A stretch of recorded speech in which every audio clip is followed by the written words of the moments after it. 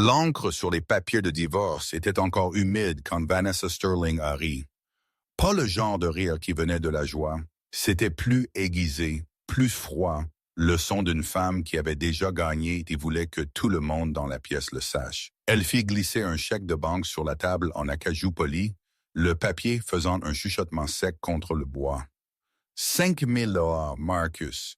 Cela devrait couvrir le premier et le dernier mois de loyer quelque part dans le New Jersey. Peut-être le Queens si tu as de la chance. Marcus Carter resta parfaitement immobile. Ses mains reposaient sur ses cuisses loin de la table, car s'il touchait quoi que ce soit à ce moment-là, la graisse sous ses ongles laisserait des marques sur la surface coûteuse. La veste Carhartt qu'il portait avait connu des jours meilleurs. Toile bleue délavée avec des taches d'huile près des poignets, le genre de taches qui ne partaient jamais, peu importe le nombre de fois que tu l'as passé à la machine. Ses bonnes de travail étaient propres, du moins il les avait frottées dans le parking avant de monter, debout au-dessus d'un égout avec une brosse métallique pendant 10 minutes. Parce que se présenter à son propre divorce couvert d'huile moteur donnait l'impression d'admettre quelque chose qu'il n'était pas prêt à admettre. En face de lui, Vanessa semblait sortir d'une double page de magazine. Le tailleur Chanel était blanc hiver, taillé si précisément qu'il aurait pu être peint. Ses cheveux étaient tirés en une queue de cheval lisse qui coûtait probablement plus cher à entretenir que les mensualités de voiture de la plupart des gens. La montre Cartier à son poignet captait la lumière des fenêtres du sol au plafond. Vue panoramique du 45e étage de Manhattan, devenant grise sous la pluie de novembre. Elle vérifia l'heure comme si elle avait un endroit plus important où être. Elle l'avait probablement. Julian Ashford était appuyé contre le rebord de la fenêtre, faisant défiler son téléphone avec l'arrogance décontractée d'un homme à qui on n'avait jamais dit non. 28 ans et déjà il agissait comme s'il possédait la ville. Le costume Brioni était bleu nuit, le genre qui coûte 5 chiffres et venait avec un tailleur personnel qui connaissait son entrejambe par cœur. Sa montre était une Patek Philippe. Marcus l'a reconnue parce qu'il avait aidé Vanessa à la choisir pour l'anniversaire de Julian le mois dernier, à l'époque où elle prétendait encore que le mariage signifiait quelque chose. F-150 de 2003, n'est-ce pas? Julian ne leva pas les yeux de son écran. Mon voiturier conduit mieux. Tu devrais améliorer, prendre quelque chose de cette décennie. Marcus ne dit rien. Il avait appris au cours des 6 derniers mois que le silence mettait les gens mal à l'aise, les faisait remplir l'espace avec plus de mots qu'ils n'en avaient l'intention, et en ce moment, chaque mot sortant de la bouche de Julian était un clou de plus dans un cercueil que Marcus avait passé 3 ans à construire. L'avocat, Gable, un homme en sueur dans un costume gris qui se plissait aux épaules, s'éclaircit la gorge. Monsieur Carter, si vous pouviez simplement signer sur les lignes que j'ai marquées, Madame Sterling avait été très généreuse avec les termes du règlement, compte tenu du contrat de mariage. Généreuse. Le mot flottait dans l'air comme de la fumée. Marcus garda les yeux sur les papiers, parcourant le texte juridique d'un qu'il avait déjà mémorisé. Propriété communautaire, aucune. Pension alimentaire annulée, division des actifs. Elle garde le penthouse de l'Upper East Side, le compte d'épargne avec 43 000 $ qu'elle a construit grâce à son entreprise de mode, les meubles qu'ils avaient choisis ensemble quand ils partageaient encore un lit. Il reçoit ses outils, sa camionnette, et 5 000 $ dans ce que le document appelait des fonds de règlement de bonne volonté. Bonne volonté? Comme si elle lui faisait une faveur. Tu sais ce que j'aime là-dedans? Vanessa se pencha en arrière dans sa chaise, croisant les jambes. À quel point tu rends ça facile? Je m'attendais à des larmes, peut-être à quelques supplications, mais ça, c'est presque décevant, Marcus. Où est le combat? Il rencontra son regard pour la première fois depuis qu'il s'était assis. C'étaient les mêmes yeux verts dont il était tombé amoureux il y a 3 ans, debout dans son atelier de réparation automobile à Brooklyn, pendant qu'elle attendait que sa Mercedes soit remorquée. Mais il y avait quelque chose de différent maintenant, quelque chose de plus dur, comme regarder une étrangère portant un visage familier. Il n'y a rien à combattre. Les mots sortirent doucement, à plat, pas en colère, juste vrai. Elle cligna des yeux. Pendant une demi-seconde, quelque chose vacilla sur son visage. Surprise peut-être, ou le fantôme de la culpabilité. Mais cela disparut avant que Marcus ne puisse le nommer. Eh bien alors, elle fit un geste vers les papiers. Signe. Nous avons tous les deux des endroits où aller. Dans le coin arrière de la salle de conférence, presque invisible dans l'ombre, une femme était assise et regardait. Elle n'avait pas dit un mot depuis le début de la réunion. Victoria Rothwell avait 65 ans et avait l'air de vieille fortune, le genre qui n'a pas besoin de s'annoncer. Son costume était gris anthracite, parfaitement taillé, mais discret. Aucune étiquette visible.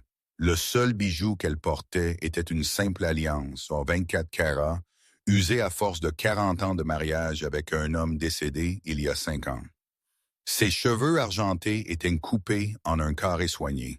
Ses mains reposaient sur le pommeau d'une canne, un acajou poli avec une poignée en laiton, plus un accessoire qu'une nécessité.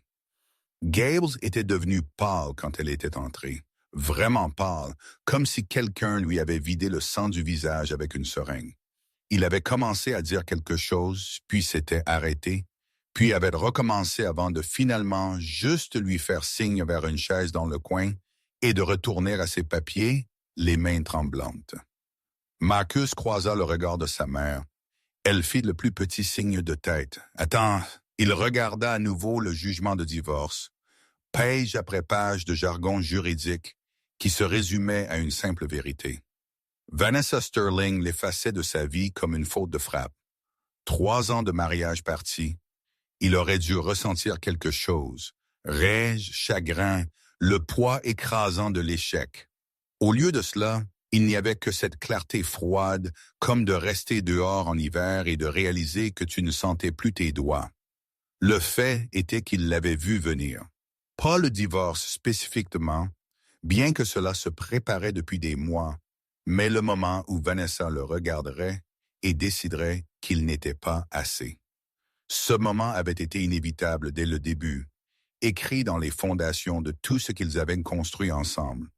Ils n'avaient juste pas voulu le croire. Il y a 3 ans, Marcus Carter n'était personne, du moins, c'est ce que tout le monde supposait en le regardant. 29 ans, gérant un petit atelier de réparation automobile à Brooklyn, spécialisé dans les importations étrangères.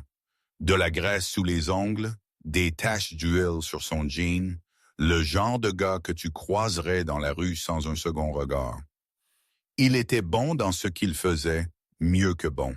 Il pouvait diagnostiquer un problème de moteur au son, pouvait reconstruire une transmission les yeux bandés, connaissait le système électrique d'une BMW comme certaines personnes connaissaient la Bible, mais il n'était pas censé être plus que ça. La Mercedes de Vanessa était tombée en panne à 3 pâtés de maison de son atelier un mardi après-midi de septembre. Panne de pompe à carburant. Réparation simple.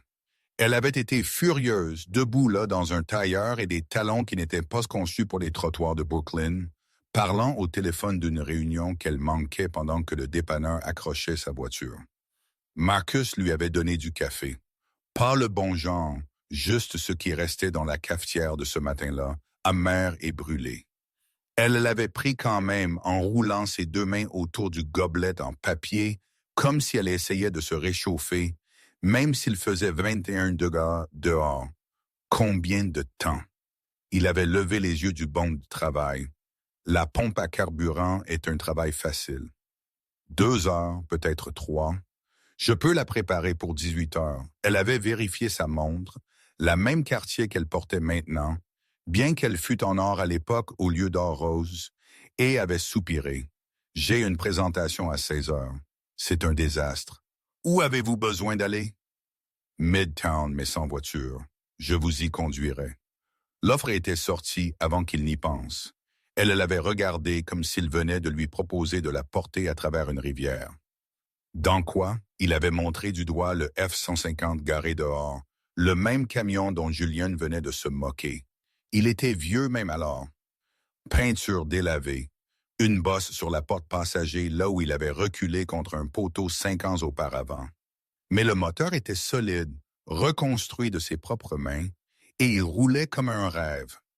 Je sais que ce n'est pas grand-chose, mais ça botte un taxi dans les embouteillages. Elle avait hésité. Il pouvait voir le calcul se faire derrière ses yeux.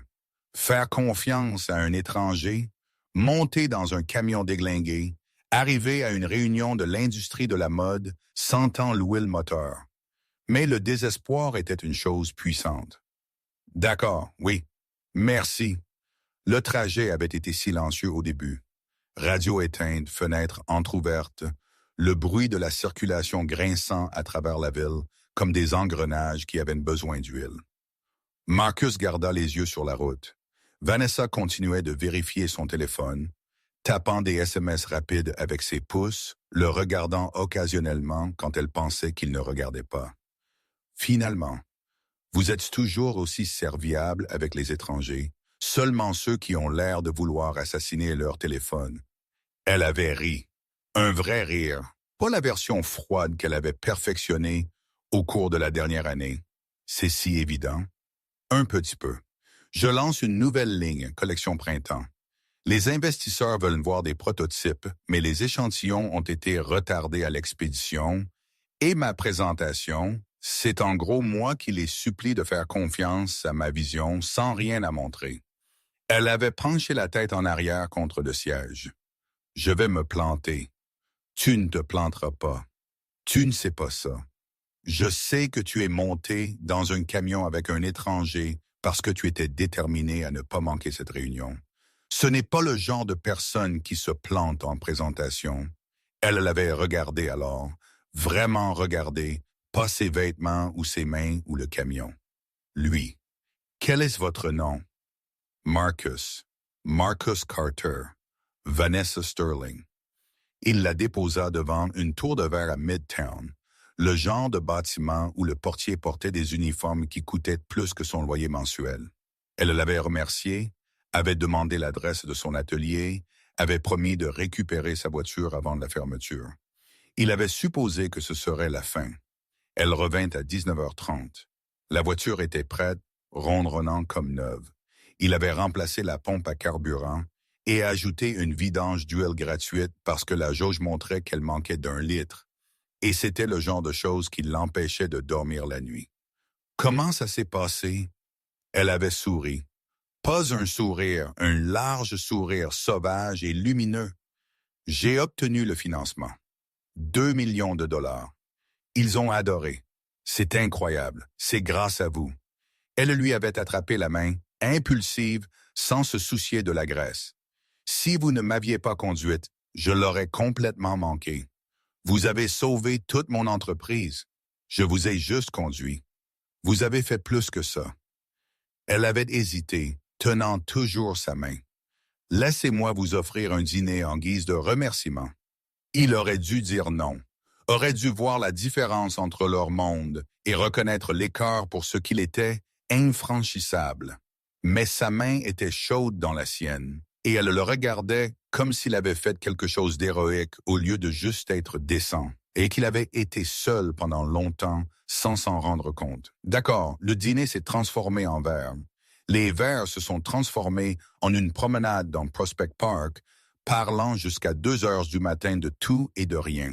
Elle lui a parlé de son enfance à Columbus, Ohio, dans un quartier où les maisons avaient des barreaux aux fenêtres et où l'épicerie du coin se faisait cambrioler 2 fois par mois. Du fait de travailler 3 emplois pour se payer le collège communautaire, puis l'école de design, puis les années brutales de stages non rémunérés, et de dormir sur les canapés d'amis pendant qu'elle construisait son portfolio. Il lui a parlé de son père, de son travail chez IBM pendant 30 ans, commençant au service du courrier et terminant comme ingénieur senior, de la façon dont il voulait que Marcus le suive dans la technologie, obtienne un diplôme, travaille dans un bureau climatisé où ses mains restaient propres, de la dispute qu'ils avaient eue quand Marcus avait abandonné l'université pour devenir mécanicien. Il pensait que je gaspillais mon potentiel. Vous le gaspillez? Marcus avait haussé les épaules. Je suis heureux. Cela compte pour quelque chose. Elle l'avait regardé comme si c'était la chose la plus étrange qu'elle ait jamais entendue. Vous êtes heureux de réparer les voitures des autres. Je suis heureux de construire des choses. Peu importe si c'est un moteur ou un programme ou une vie, tant que je fais quelque chose qui fonctionne. 3 mois plus tard, ils vivaient ensemble. 6 mois après cela, il la demanda en mariage. Ce n'était pas romantique. Pas de restaurant chic, pas de bague cachée dans du champagne, juste eux deux dans son petit appartement au-dessus de l'atelier, mangeant des plats chinois à emporter directement des récipients, et Marcus réalisant qu'il ne voulait pas imaginer sa vie sans elle. Épouse-moi. Elle s'était figée, un ravioli à mi-chemin de sa bouche. Quoi? Je sais que c'est rapide. Je sais que nous sommes différents, mais je m'en fiche. Je me soucie de toi. Je t'aime. Épouse-moi. Elle avait posé le récipient. Pendant un long moment, elle l'avait juste regardé, et Marcus sentit son cœur essayer de sortir par sa gorge. Puis elle s'était mise à pleurer. Pas des larmes de tristesse, des larmes de joie. Et avait hoché la tête si fort que sa queue de cheval s'était défaite. Oui, mon Dieu, oui.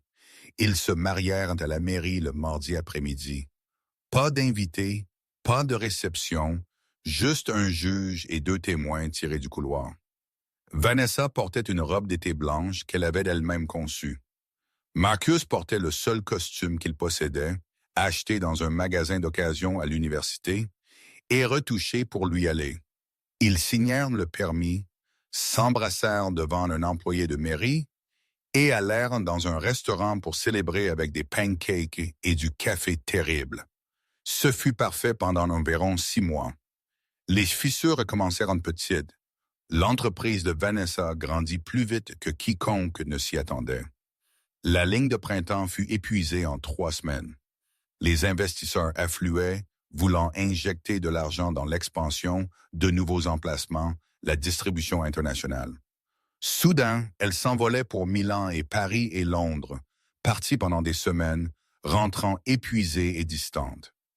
Marcus continua de faire tourner l'atelier, réparait des voitures, payait des factures, essayait de ne pas remarquer comment elle tressaillait quand il la touchait avec des mains tachées d'huile, essayait de ne pas entendre la façon dont elle baissait de la voix quand ses amis de l'industrie de la mode appelaient et demandaient ce que son mari faisait dans la vie. 2e année, les choses s'aggravèrent.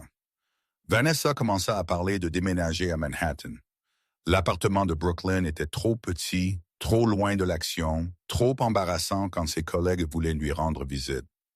Marcus vendit son atelier non pas parce qu'il le voulait, mais parce qu'elle lui avait demandé. Et il essayait toujours de faire en sorte que les choses fonctionnent. Il prit l'argent et loua un espace de travail dans le Queens, se mit à son compte, se dit que c'était temporaire. Ça ne l'était pas. Elle commença à voyager avec un assistant, puis un assistant et un publiciste, puis un assistant, un publiciste, et Julian Ashford, qui dirigeait un fonds de capital risque spécialisé dans les startups de mode. Julian était tout ce que Marcus n'était pas. Éduqué dans l'Ivy League, de vieille fortune, le genre de relation qui ouvrait des portes avant même que tu ne frappes. Il parlait de tables de capitalisation, de liquidité et de stratégie de sortie, comme d'autres parlaient du thème. Vanessa commença à le citer au dîner, commença à rire de ses blagues même quand elles n'étaient pas drôles, commença à travailler tard au bureau, puis plus tard, puis à ne plus rentrer du tout certaines nuits. Marcus savait. Bien sûr, il savait. Tu ne vis pas avec quelqu'un pendant 2 ans sans manquer les signes. La façon dont elle inclinait son téléphone quand elle envoyait des SMS, le nouveau parfum qui sentait cher et étranger, les sous-vêtements en soie qui apparaissaient dans le linge, l'étiquette encore dessus, rien qu'il ne l'ait jamais vu porter. Il la confronta un dimanche matin de mars. Elle venait de rentrer d'un voyage d'affaires à Miami, portant encore le maquillage de la veille, sa valise déballée dans le couloir. « Tu couches avec lui? » Elle s'était figée la main sur la porte du réfrigérateur. Pendant une seconde, il pensa qu'elle allait mentir. Puis ses épaules s'affaissèrent et elle ferma la porte sans rien en sortir. Oui, le mot frappa comme un poing. Non pas parce que c'était une surprise, mais parce que l'entendre à voix haute le rendait réel d'une manière qu'il n'avait pas été auparavant. Ça compte depuis combien de temps? Depuis combien de temps, Vanessa? Elle se retourna pour lui faire face. Pas de larmes, pas d'excuses. Juste ce regard plat, fatigué qui disait qu'elle avait déjà quitté le mariage et attendait juste qu'il la rejoigne. 4 mois. 4 mois. Pendant qu'elle l'embrassait pour lui dire au revoir à l'aéroport, pendant qu'elle lui demandait de réparer des choses dans l'appartement, pendant qu'elle signait encore les cartes de Noël des Carter. Je veux divorcer. Elle avait hoché la tête comme si elle s'y attendait. D'accord, c'est tout. Juste d'accord. Que veux-tu que je dise, Marcus? Sa voix se brisa. La première vraie émotion qu'il avait vue, que je suis désolé. Je le suis. Je suis désolé de t'avoir épousé en pensant que je pouvais faire en sorte que ça marche. Je suis désolé de laisser ça durer si longtemps, alors que nous savions tous les deux que c'était fini. Je ne savais pas que c'était fini. C'est parce que tu te contentes de la médiocrité. Les mots sortis en coupant, cinglants. Tu es heureux de réparer des voitures et de vivre petit et de ne jamais vouloir plus. Et c'est bien pour toi, mais je ne peux plus faire ça. Je ne peux pas être la femme d'un mécanicien qui sent louer le moteur et ne comprend pas pourquoi j'ai besoin de plus que ça. Voilà. La vérité. Elle dansait autour depuis 2 ans. Il n'était pas assez. Ne le serait jamais assez parce qu'elle le mesurait à l'argent et au statut et à toutes les choses qu'il avait délibérément choisi de ne pas poursuivre. Alors c'est ça. Tu me quittes pour Julianne, je te quitte pour moi. Julianne se trouve juste là. 3 mois plus tard, les voici, salle de conférence au 45e étage, signant des papiers qui effaceraient leur mariage comme s'il n'avait jamais eu lieu. Marcus aurait dû se battre plus fort. Aurait dû lui dire la vérité sur qui il était vraiment, ce qu'il avait vraiment fait toutes ces nuits tardives dans le garage. Mais l'orgueil était une chose tenace, et il était fatigué d'être considéré comme moins que. Qu'elle pense qu'elle a gagné. Qu'elle s'en aille avec son prix de consolation de 5000 $ et son petit ami capital risqueur et son empire de la mode construit à coups de cartes de crédit et de temps empruntés. Il prit le stylo, un stylo à billes en plastique bon marché, le genre qui venait gratuitement avec les commandes de fourniture de bureau, et tourna vers les pages de signature. S'éteinte. Julian se décolla du rebord de la fenêtre. Avant de signer, il y a quelque chose que tu dois savoir. Marcus leva les yeux. Vanessa lança à Julian un regard d'avertissement qu'il ignora. Vanessa et moi allons nous fiancer officiellement. Nous l'annonçons au Metropolitan Club le mois prochain. Le sourire de Julian était aussi acéré que du verre brisé. Je me suis dit que tu devrais l'entendre de nous plutôt que de le lire dans des pages mondaines.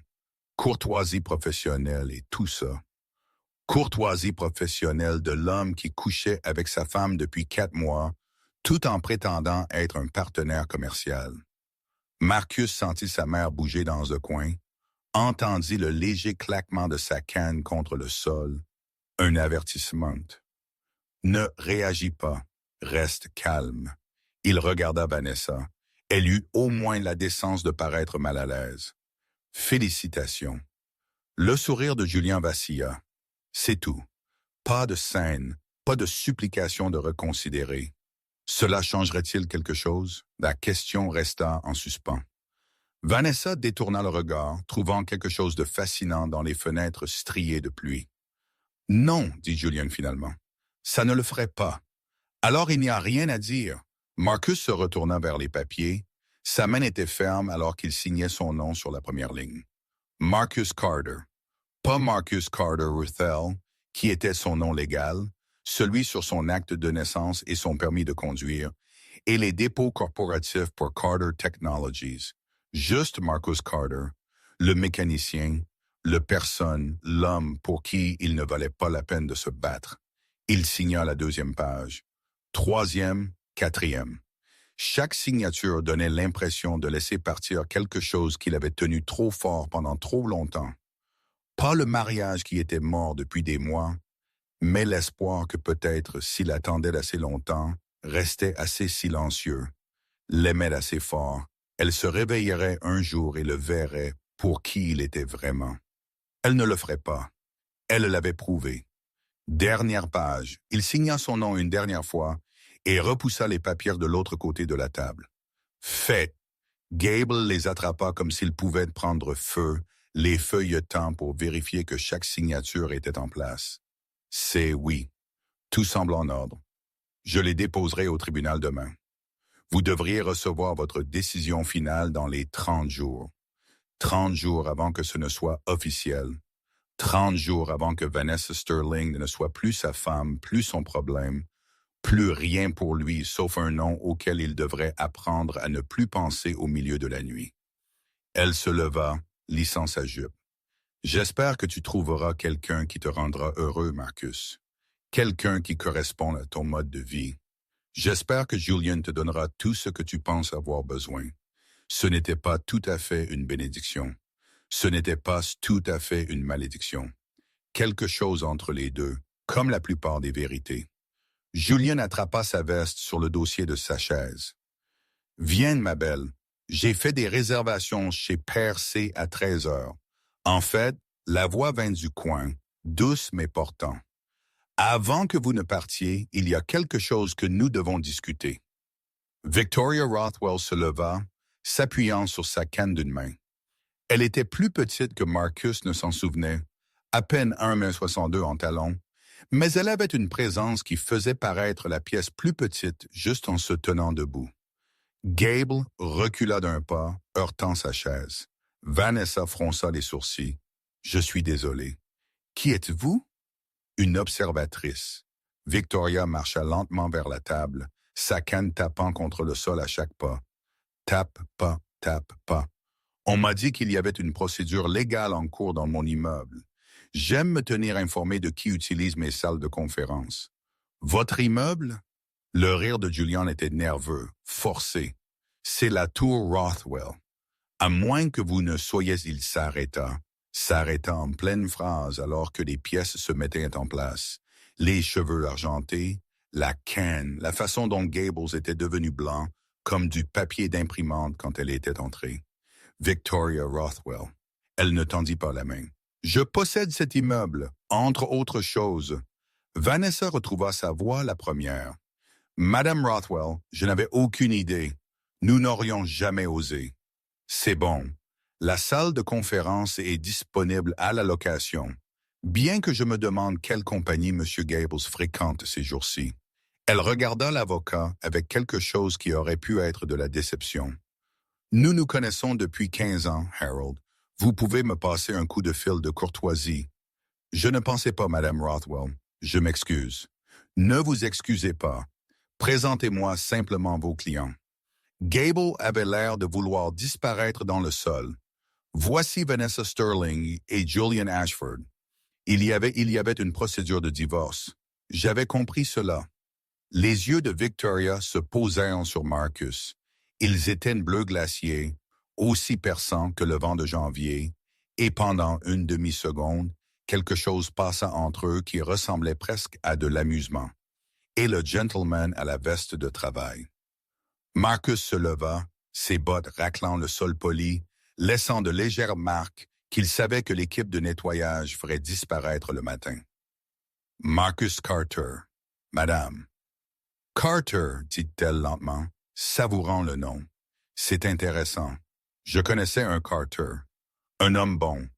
Travaillait pour mon mari dans les années 80. A commencé au service du courrier, a fini par diriger toute notre division informatique. C'était mon père.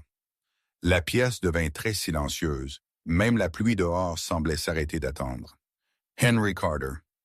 Victoria sourit, et c'était chaleureux, authentique, rien à voir avec le masque d'entreprise que portaient la plupart des milliardaires. J'ai assisté à ses funérailles il y a 5 ans. Un service charmant. Vous avez fait l'éloge funèbre. Vous vous en souvenez? Je me souviens que mon mari a pleuré. La première fois que je l'avais vu pleurer depuis la mort de notre fille. Votre père était un bon ami pour lui. Vanessa regardait Marcus comme si elle ne l'avait jamais vu auparavant. Julian était devenu pâle, la main figée à mi-chemin de son téléphone. Je ne savais pas. La voix de Vanessa sortit petite. Tu n'as jamais dit que ton père travaillait pour... Tu n'as jamais demandé. Les mots tombèrent comme des pierres dans l'eau immobile. Elle tressaillit. Victoria frappa sa canne contre le sol. Monsieur Ashford, je crois comprendre que vous avez une réunion prévue avec Rothwell Holdings lundi prochain, n'est-ce pas? Julian se redressa, essayant de retrouver son calme. Oui, madame. Nous sommes très enthousiastes à propos de l'opportunité de l'annulation. Je suis désolé, la réunion est annulée. Mon équipe d'acquisition a fait ses vérifications sur votre fonds. Les chiffres ne fonctionnent pas. Trop de leviers. Pas assez d'actifs réels. Nous ne sommes pas intéressés. Le visage de Julien passa de pâle à rouge. Ce n'est pas « nous avons des investisseurs ». Vous avez des dettes. Pour 30 millions de dollars selon nos recherches, dont certaines sont les nôtres, en fait. Nous avons acheté vos billets à un fonds d'actifs en difficulté le mois dernier. Petit monde. Elle pencha la tête. Nous réclamerons ces billets lundi matin. Préparez votre avocat. Le silence qui suivit était le genre qui faisait bourdonner les oreilles. Julian ouvrit la bouche, la referma, l'ouvrit de nouveau comme un poisson qui se noie dans l'air.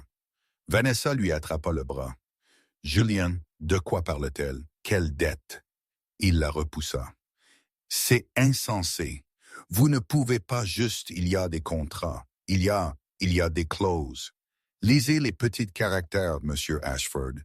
Nous avons le droit de réclamer tout prêt si nous déterminons que l'emprunteur présente un risque inacceptable. » Le sourire de Victoria était froid comme l'acier d'hiver.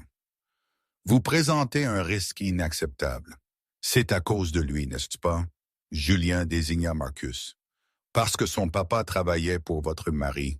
C'est du népotisme. C'est du commerce. » La voix de Victoria baissa de 10 degrés. « Et si vous allez lancer des accusations, vous devriez vous assurer de ne pas vous trouver dans une pièce qui enregistre tout à des fins de responsabilité. » Les yeux de Julien se tournèrent vers le plafond, cherchant des caméras. Il les trouva. 2 petites humes dans des coins opposés, des lumières rouges clignotantes. « Je crois que nous avons fini ici. » Victoria se tourna vers Marcus. « Raccompagner une vieille dame à sa voiture. Ce n'était pas vraiment une question. » Marcus attrapa sa veste sur le dossier de la chaise, ignorant le regard de Vanessa, ignorant la rage à peine contenue de Julian. Il suivit sa mère jusqu'à la porte. Derrière eux, Vanessa retrouva sa voix. « Marcus, attends. » Il s'arrêta, ne se retourna pas. « Ces 5 000 $, tu devrais les prendre. Tu en auras besoin. » Il les laissa sur la table, sortit sans se retourner. La descente en ascenseur fut silencieuse, sauf le bourdonnement mécanique des câbles et des poulies. Victoria regardait des numéros d'étages défiler. 45, 44, 43, tandis que Marcus se tenait les mains dans les poches, essayant de digérer ce qui venait de se passer. Finalement, vous n'étiez pas obligé de faire ça. Faire quoi? Annuler la réunion de Julian. Réclamer ses prêts. Vous venez de lui coûter toute son entreprise. Je ne lui ai rien coûté. Il s'est coûté en utilisant l'argent des autres pour financer un style de vie qu'il ne pouvait pas se permettre. Victoria le regarda. D'ailleurs, vous pensez que je laisserai ce petit arrogant, héritier de fonds, s'en aller en pensant qu'il a gagné après ce qu'il a fait à mon fils? Je vais bien. Vous avez le cœur brisé. Il y a une différence. L'ascenseur s'ouvrit sur le parking souterrain. Un Escalade noir attendait, moteur tournant, chauffeur au garde-à-vous. La voiture quotidienne de Victoria, blindée et anonyme, le genre qui se fondait dans la circulation de Manhattan comme de l'eau. Elle fit une pause avant d'entrer. « Êtes-vous sûr de ça? Une fois que nous commençons, il n'y a pas de retour en arrière possible. » Marcus pensait au visage de Vanessa quand Victoria s'était présentée. La façon dont la confiance de Julian s'était effondrée comme du papier mouillé. Les 5 000 $ toujours sur la table de la salle de conférence, non réclamés. Je voulais qu'elle m'aime pour ce que j'étais, pas pour ce que j'avais. Et elle ne l'a pas fait.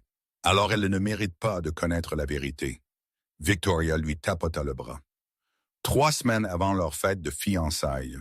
Cela nous donne le temps de nous préparer. Préparer quoi? Le sourire de sa mère était aussi aiguisé qu'un couteau. La justice, chérie, le genre qui vient avec des reçus. Elle monta dans la voiture, la porte se referma avec un lourd bruit sourd, verre pare-balles et acier renforcé entre elle et le monde. Marcus regarda l'escalade sortir du garage, se fondre dans la circulation, disparaître dans le labyrinthe gris de la ville. Derrière lui, l'ascenseur tinta. Des pas résonnèrent sur le béton. Il n'eut pas besoin de se retourner pour savoir qui c'était. Marcus. Les talons de Vanessa claquaient sur le sol. Elle l'avait suivi, laissant Julian à l'étage avec Gable et les papiers de divorce et son empire qui s'écroulait. Il se retourna. Elle semblait plus petite d'une certaine manière, debout là dans son tailleur de créateur avec du mascara qui commençait à couler à cause des larmes. Elle essayait de ne pas pleurer. « Pourquoi ne m'as-tu pas dit? Me dire quoi que ton père était que tu savais? » Elle fit un geste impuissant vers l'immeuble autour d'eux. « N'importe quoi. Pourquoi m'as-tu laissé penser que tu n'étais qu'un mécanicien? Je ne suis qu'un mécanicien. Ne fais pas ça. Ne mens pas. Je ne mens pas. » Il garda sa voix égale, calme. « Mon père a travaillé pour Rothwell. Cela ne me rend pas spécial. Cela me rend juste le fils d'un homme qui était bon dans son travail. Mais Victoria Rothwell te connaît. Elle est venue aux funérailles de ton père. Elle vient de détruire le fonds entier de Julian à cause de toi. Elle a détruit son fonds parce que c'est une fraude. Cela n'a rien à voir avec moi. » Vanessa croisa les bras autour d'elle, ayant soudain froid malgré le garage chauffé. « J'ai fait une erreur. Oui, tu en as fait une. Pas le divorce, je veux dire. » Elle prit une inspiration tremblante. « Je veux dire, te traiter comme si tu n'étais rien, te faire sentir petit. Tu n'as jamais été petit, Marcus. Je n'arrivais juste pas à voir au-delà de mes propres insécurités. » Pendant une seconde, il voulut lui parler de Carter Technologies, du logiciel qu'il avait construit dans son garage pendant qu'elle dormait, des brevets déposés sous des sociétés écrans, de l'IPO qui l'avait rendue plus riche qu'elle ne le serait jamais, de l'homme qu'elle avait jeté pour Julian Ashford, qui ne valait rien comparé à ce qu'elle aurait pu avoir. Mais lui dire cela ne changerait rien. Ce ne serait que mesquin, et il en avait assez d'être mesquin. « J'espère que Julian te rendra heureuse. » Il ne le fera pas. Elle le dit à plat. « En fait, je le sais maintenant. Il est fauché, probablement pire que fauché, et maintenant que Victoria Rothwell réclame ses dettes. » Son rire était amer. « Je vais finir exactement là où j'ai commencé, seul et en difficulté. Tu survivras. Tu le fais toujours, vais-je? » Marcus la regarda, vraiment regarda, vit la peur sous les vêtements de créateur, le désespoir qui l'avait poussé à échanger un mariage contre les promesses d'un capital risqueur. Elle avait fui la pauvreté si longtemps qu'elle avait oublié comment rester immobile. « Oui, tu le feras. » Il la dépassa, se dirigeant vers la sortie où son F-150 était garé sur le parking visiteur. Elle ne le suivit pas, resta juste là sous les lumières fluorescentes, les bras serrés, le regardant partir pour la deuxième fois ce jour-là. Dehors, la pluie avait cessé. La ville sentait l'asphalte humide et les gaz d'échappement. Marcus monta dans son camion, cuir craquelé familier, cliquetis de moteur familier, tout familier, et resta assis une minute, les mains sur le volant. Son téléphone vibra. SMS de sa mère. « Dîner ce soir, nous devrions discuter des arrangements pour le Metropolitan Club. » Il répondit sept. « Parfait. Portez quelque chose de joli. Nous célébrons. » Célébrant comme s'ils avaient gagné quelque chose. Peut-être l'avait-il fait. Peut-être que c'était ça, la victoire quand on jouait le long terme. Regarder son ex-femme réaliser trop tard ce qu'elle avait jeté. Regarder l'empire de son nouveau petit ami s'écrouler. Partir avec sa dignité intacte et ses secrets toujours enfouis. Ou peut-être n'était-ce que le début. Marcus démarra le moteur. Il s'alluma du premier coup, ronronnant doucement, tout ce travail de reconstruction payant. Il sortit du parking dans la circulation de Manhattan. Juste une autre camionnette dans une ville pleine d'ailes, invisible et quelconque. Exactement comme il aimait ça pour l'instant. 3 semaines plus tard, Marcus Carter avait les coudes plongés dans une Shelby Cobra de 1967 quand son téléphone sonna. Il l'ignora.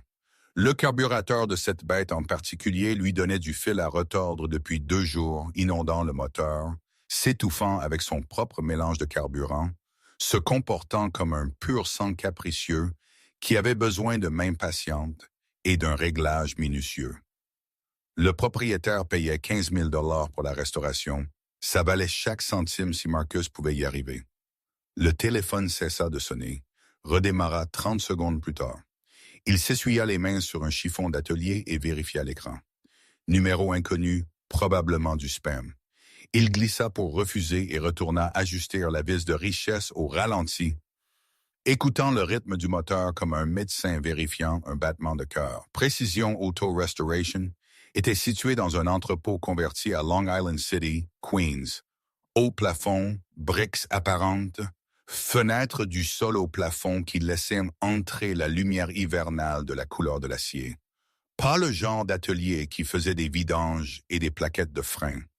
C'était là que l'élite de Manhattan apportait ses Ferrari, Porsche et Aston Martin Vintage pour les ressusciter de la rouille et de la négligence. La liste d'attente était de 8 mois.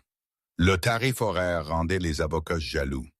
Marcus employait 6 mécaniciens, tous plus âgés que lui, tous convaincus qu'il travaillait pour un propriétaire mystérieux qui ne se présentait que pour les inspections trimestrielles. La carte de visite disait Precision Auto Restoration, une division de Carter Holdings. Personne ne se souciait de demander ce qu'était Carter Holdings. Les chèques de paie passaient. Le travail était stimulant. C'était suffisant.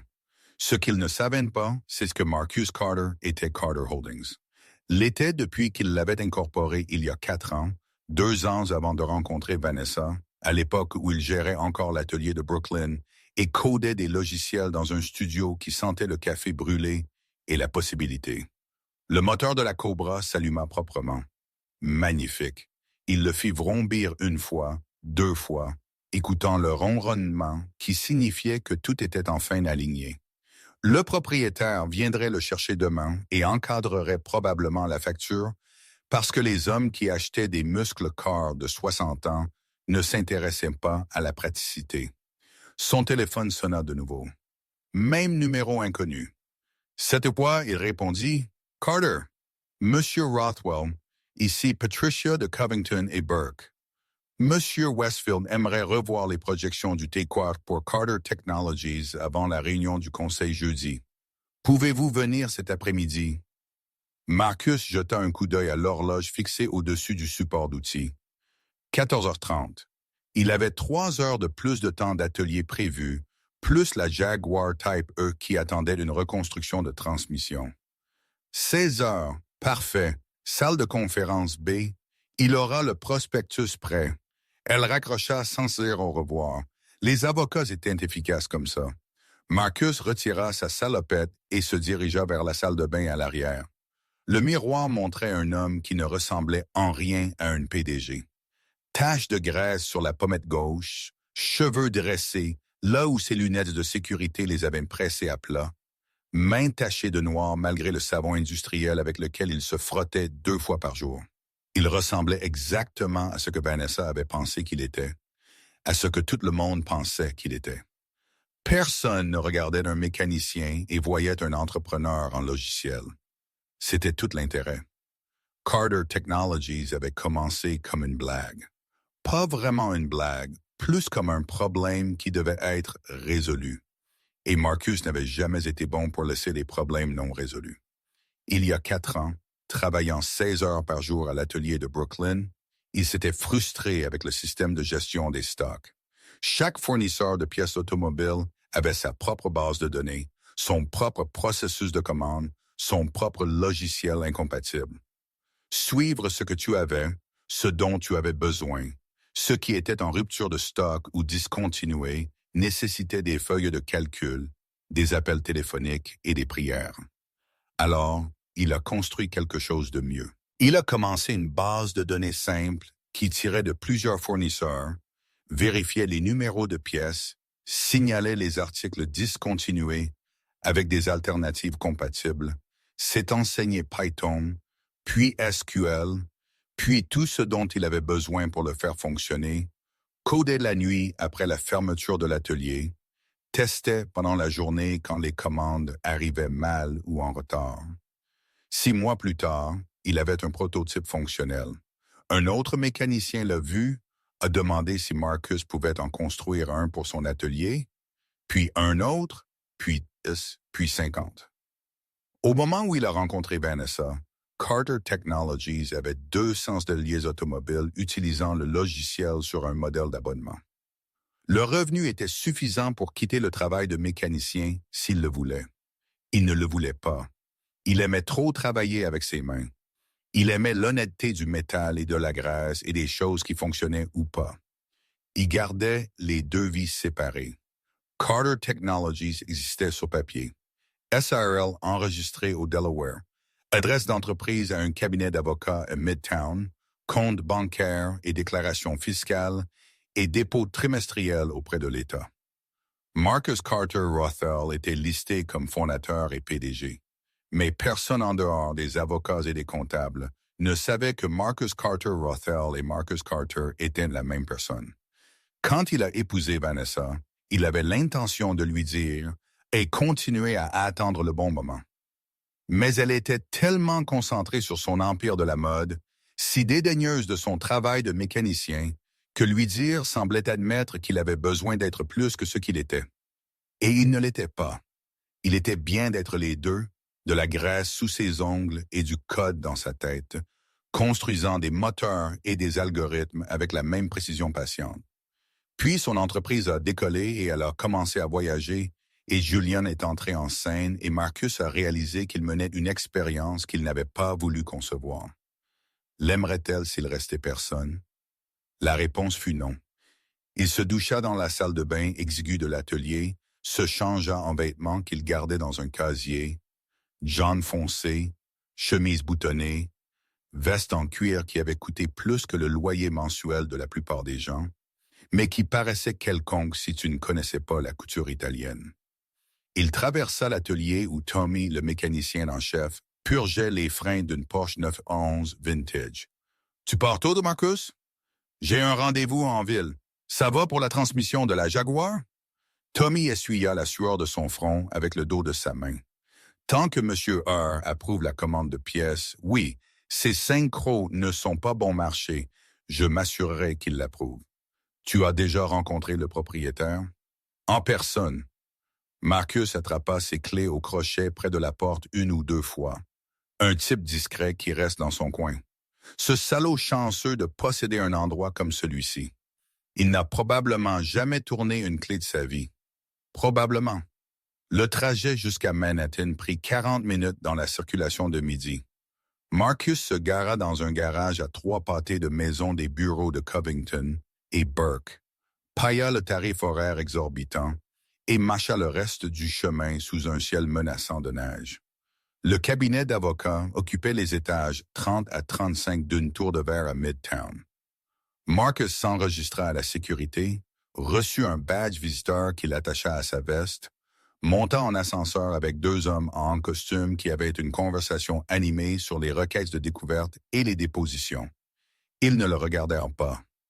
Les gens dans les immeubles chers ne regardaient jamais les gens qui n'y appartenaient pas.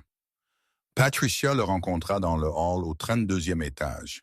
Elle avait 50 ans, des cheveux argentés tirés en chignon, des lunettes de lecture sur une chaîne autour du cou. Elle avait été l'assistante de son père chez IBM il y a 20 ans, avait pleuré aux funérailles et avait accepté d'aider Marcus à naviguer dans le droit des sociétés quand Carter Technologies était devenue trop grande pour être gérée depuis une table de cuisine.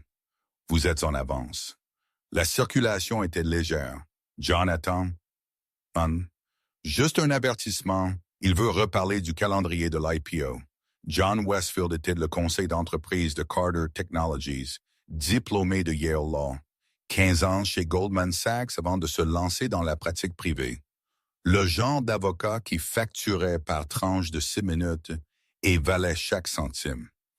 Il était aussi le colocataire de son père à l'université, ce qui signifiait qu'il avait un intérêt personnel à s'assurer que le fils d'Henry Carter ne coulait pas accidentellement une entreprise de plusieurs millions de dollars par ignorance.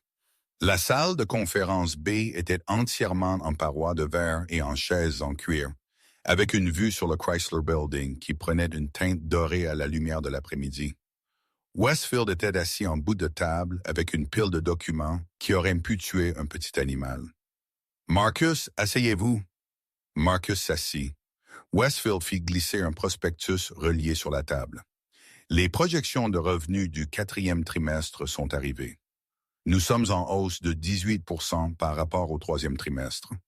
Les renouvellements d'abonnements sont à 95% de rétention.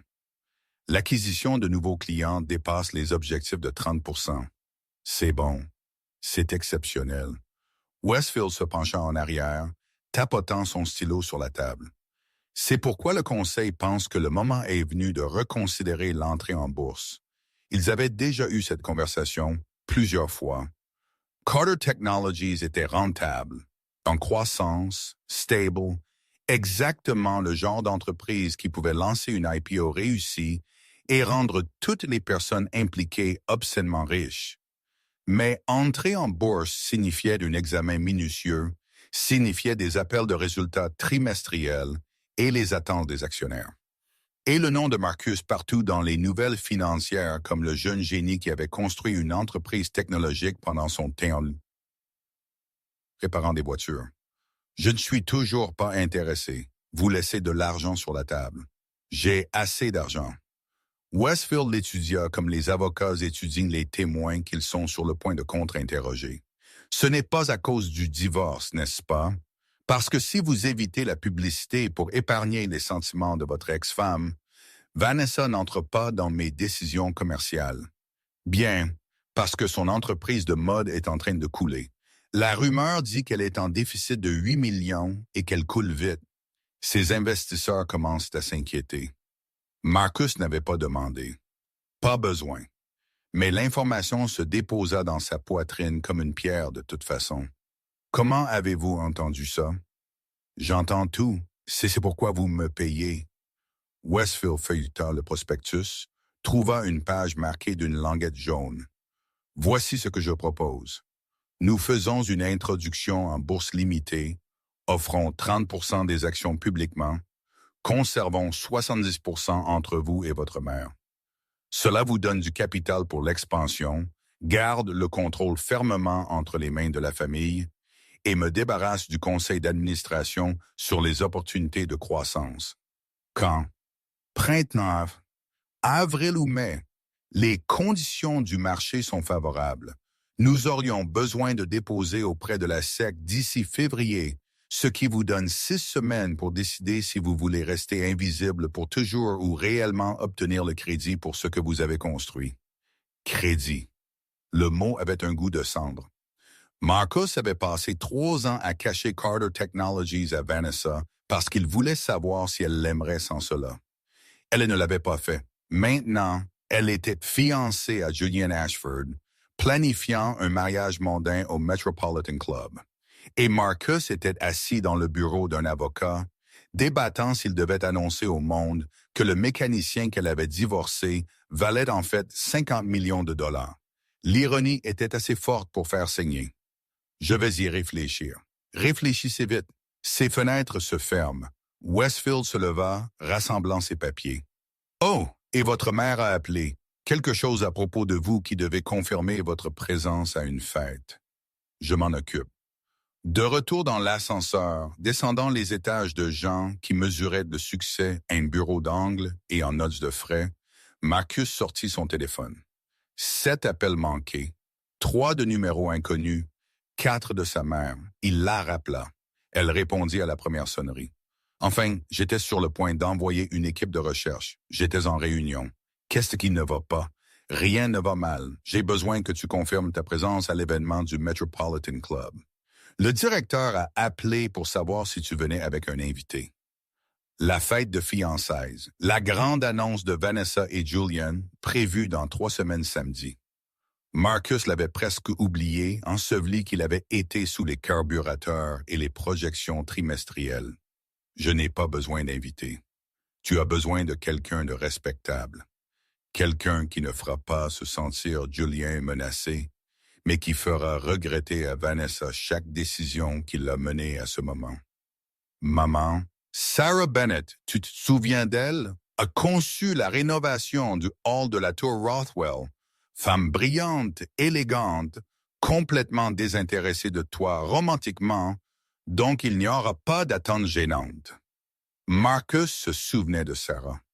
Fin de la quarantaine, pommette saillante, mèche grise dans ses cheveux foncés, qu'elle portait comme une déclaration. Elle avait présenté la refonte du hall avec une maquette construite à partir de matériaux récupérés et une présentation de 20 minutes qui avait le conseil d'administration à ses pieds. Elle le ferait. Je lui ai déjà demandé. Elle a dit oui. La voix de Victoria portait cette satisfaction particulière d'une femme qui avait orchestré quelque chose 6 coups d'avance sur tout le monde. Je lui ai dit de porter quelque chose d'époustouflant, mais de discret. Nous voulons que Vanessa la remarque, pas qu'elle éclipse ton entrée. Ça semble manipulatrice. Chérie, c'est manipulatrice. C'est le but. Tu ne vas pas à cette fête pour célébrer leur fiançailles. Tu y vas pour lui montrer exactement ce qu'elle a jeté. Marcus s'appuya contre la paroi de l'ascenseur, regardant les numéros d'étage défiler. 32, 31, 30. Et si je n'y allais pas? Alors Julien gagne. Il peut épouser ton ex-femme, dépenser son argent jusqu'à ce qu'il n'y en ait plus, et ne jamais faire face aux conséquences de t'avoir traité comme si tu étais en dessous de lui. Le ton de Victoria changea, plus doux. Tu n'as pas à les détruire, Marcus, mais tu devrais au moins les laisser voir qui tu es vraiment. Donne-leur une nuit de vérité avant qu'ils ne construisent leur mariage sur des mensonges. L'ascenseur s'ouvrit sur le hall. Marcus sortit dans le canyon de marbre et de verre, entouré de gens se précipitant vers des réunions et des affaires et des vies qui n'incluaient pas de taches de graisse ou de comètes de code ou la satisfaction tranquille de réparer des choses. D'accord, j'irai. Excellent. Porte le costume anthracite par le bleu marine. Et pour l'amour de Dieu, va chez le coiffeur avant ça. Tu as l'air d'un mécanicien. Je suis un mécanicien. Tu es un PDG qui se trouve à réparer des voitures. Il y a une différence. Elle raccrocha avant qu'il ne puisse argumenter. Marcus retourna au parking à travers les rues s'obscurcissant avec le début de l'hiver. Son téléphone vibra. SMS d'un numéro inconnu. « Marcus, c'est Vanessa. J'ai besoin de te parler. S'il te plaît, appelle-moi. » Il le supprima, continua de marcher.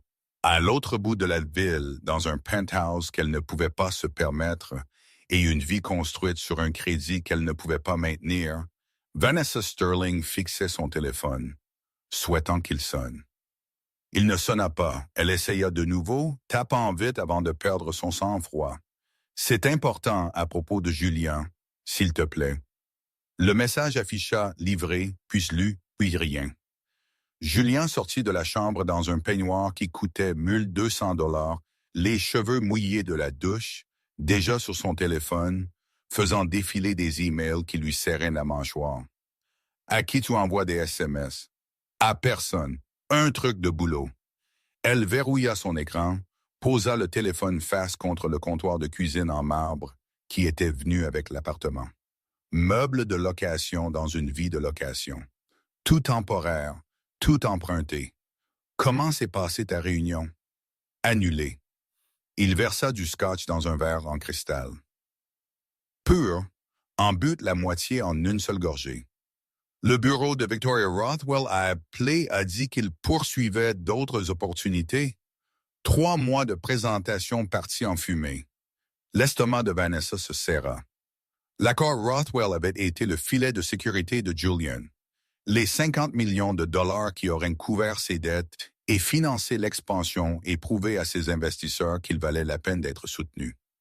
Sans cela, ils étaient exposés. Qu'en est-il des autres fonds? Ceux de Boston se retirent aussi. Apparemment, la nouvelle circule vite quand Victoria Rothwell décide que tu ne vaux pas son temps. Il termina le scotch, en versa plus. Nous sommes Vanessa. Complètement, ne dis pas ça. Pourquoi pas? C'est vrai, j'ai 20 millions d'appels de marge qui arrivent à échéance le mois prochain. Mes investisseurs posent des questions auxquelles je ne peux pas répondre. Et maintenant, la seule femme qui aurait pu me sauver a décidé que j'étais toxique. Il rit amèrement. Tout ça parce que j'épouse l'ex-femme de ton mécanicien. Marcus n'a rien à voir avec ça. N'est-ce pas? Victoria Rothwell se présente à ton divorce, détruit mon entreprise en 5 minutes, et tu penses que c'est une coïncidence? Réveille-toi, Vanessa. Ton ex-mari a des relations dont tu n'as jamais pris la peine d'apprendre l'existence. Les mots frappèrent comme une gifle, parce qu'il avait raison. Elle avait passé 3 ans mariée à Marcus et n'avait jamais demandé une seule fois des choses sur sa famille au-delà des bases. Ne s'était jamais demandé pourquoi il avait un goût raffiné pour le vin malgré ses vêtements de travail tachés de graisse. N'avait jamais remis en question comment un mécanicien pouvait se permettre la bague de fiançailles en diamant avec laquelle il l'avait demandé en mariage, modeste soit-elle.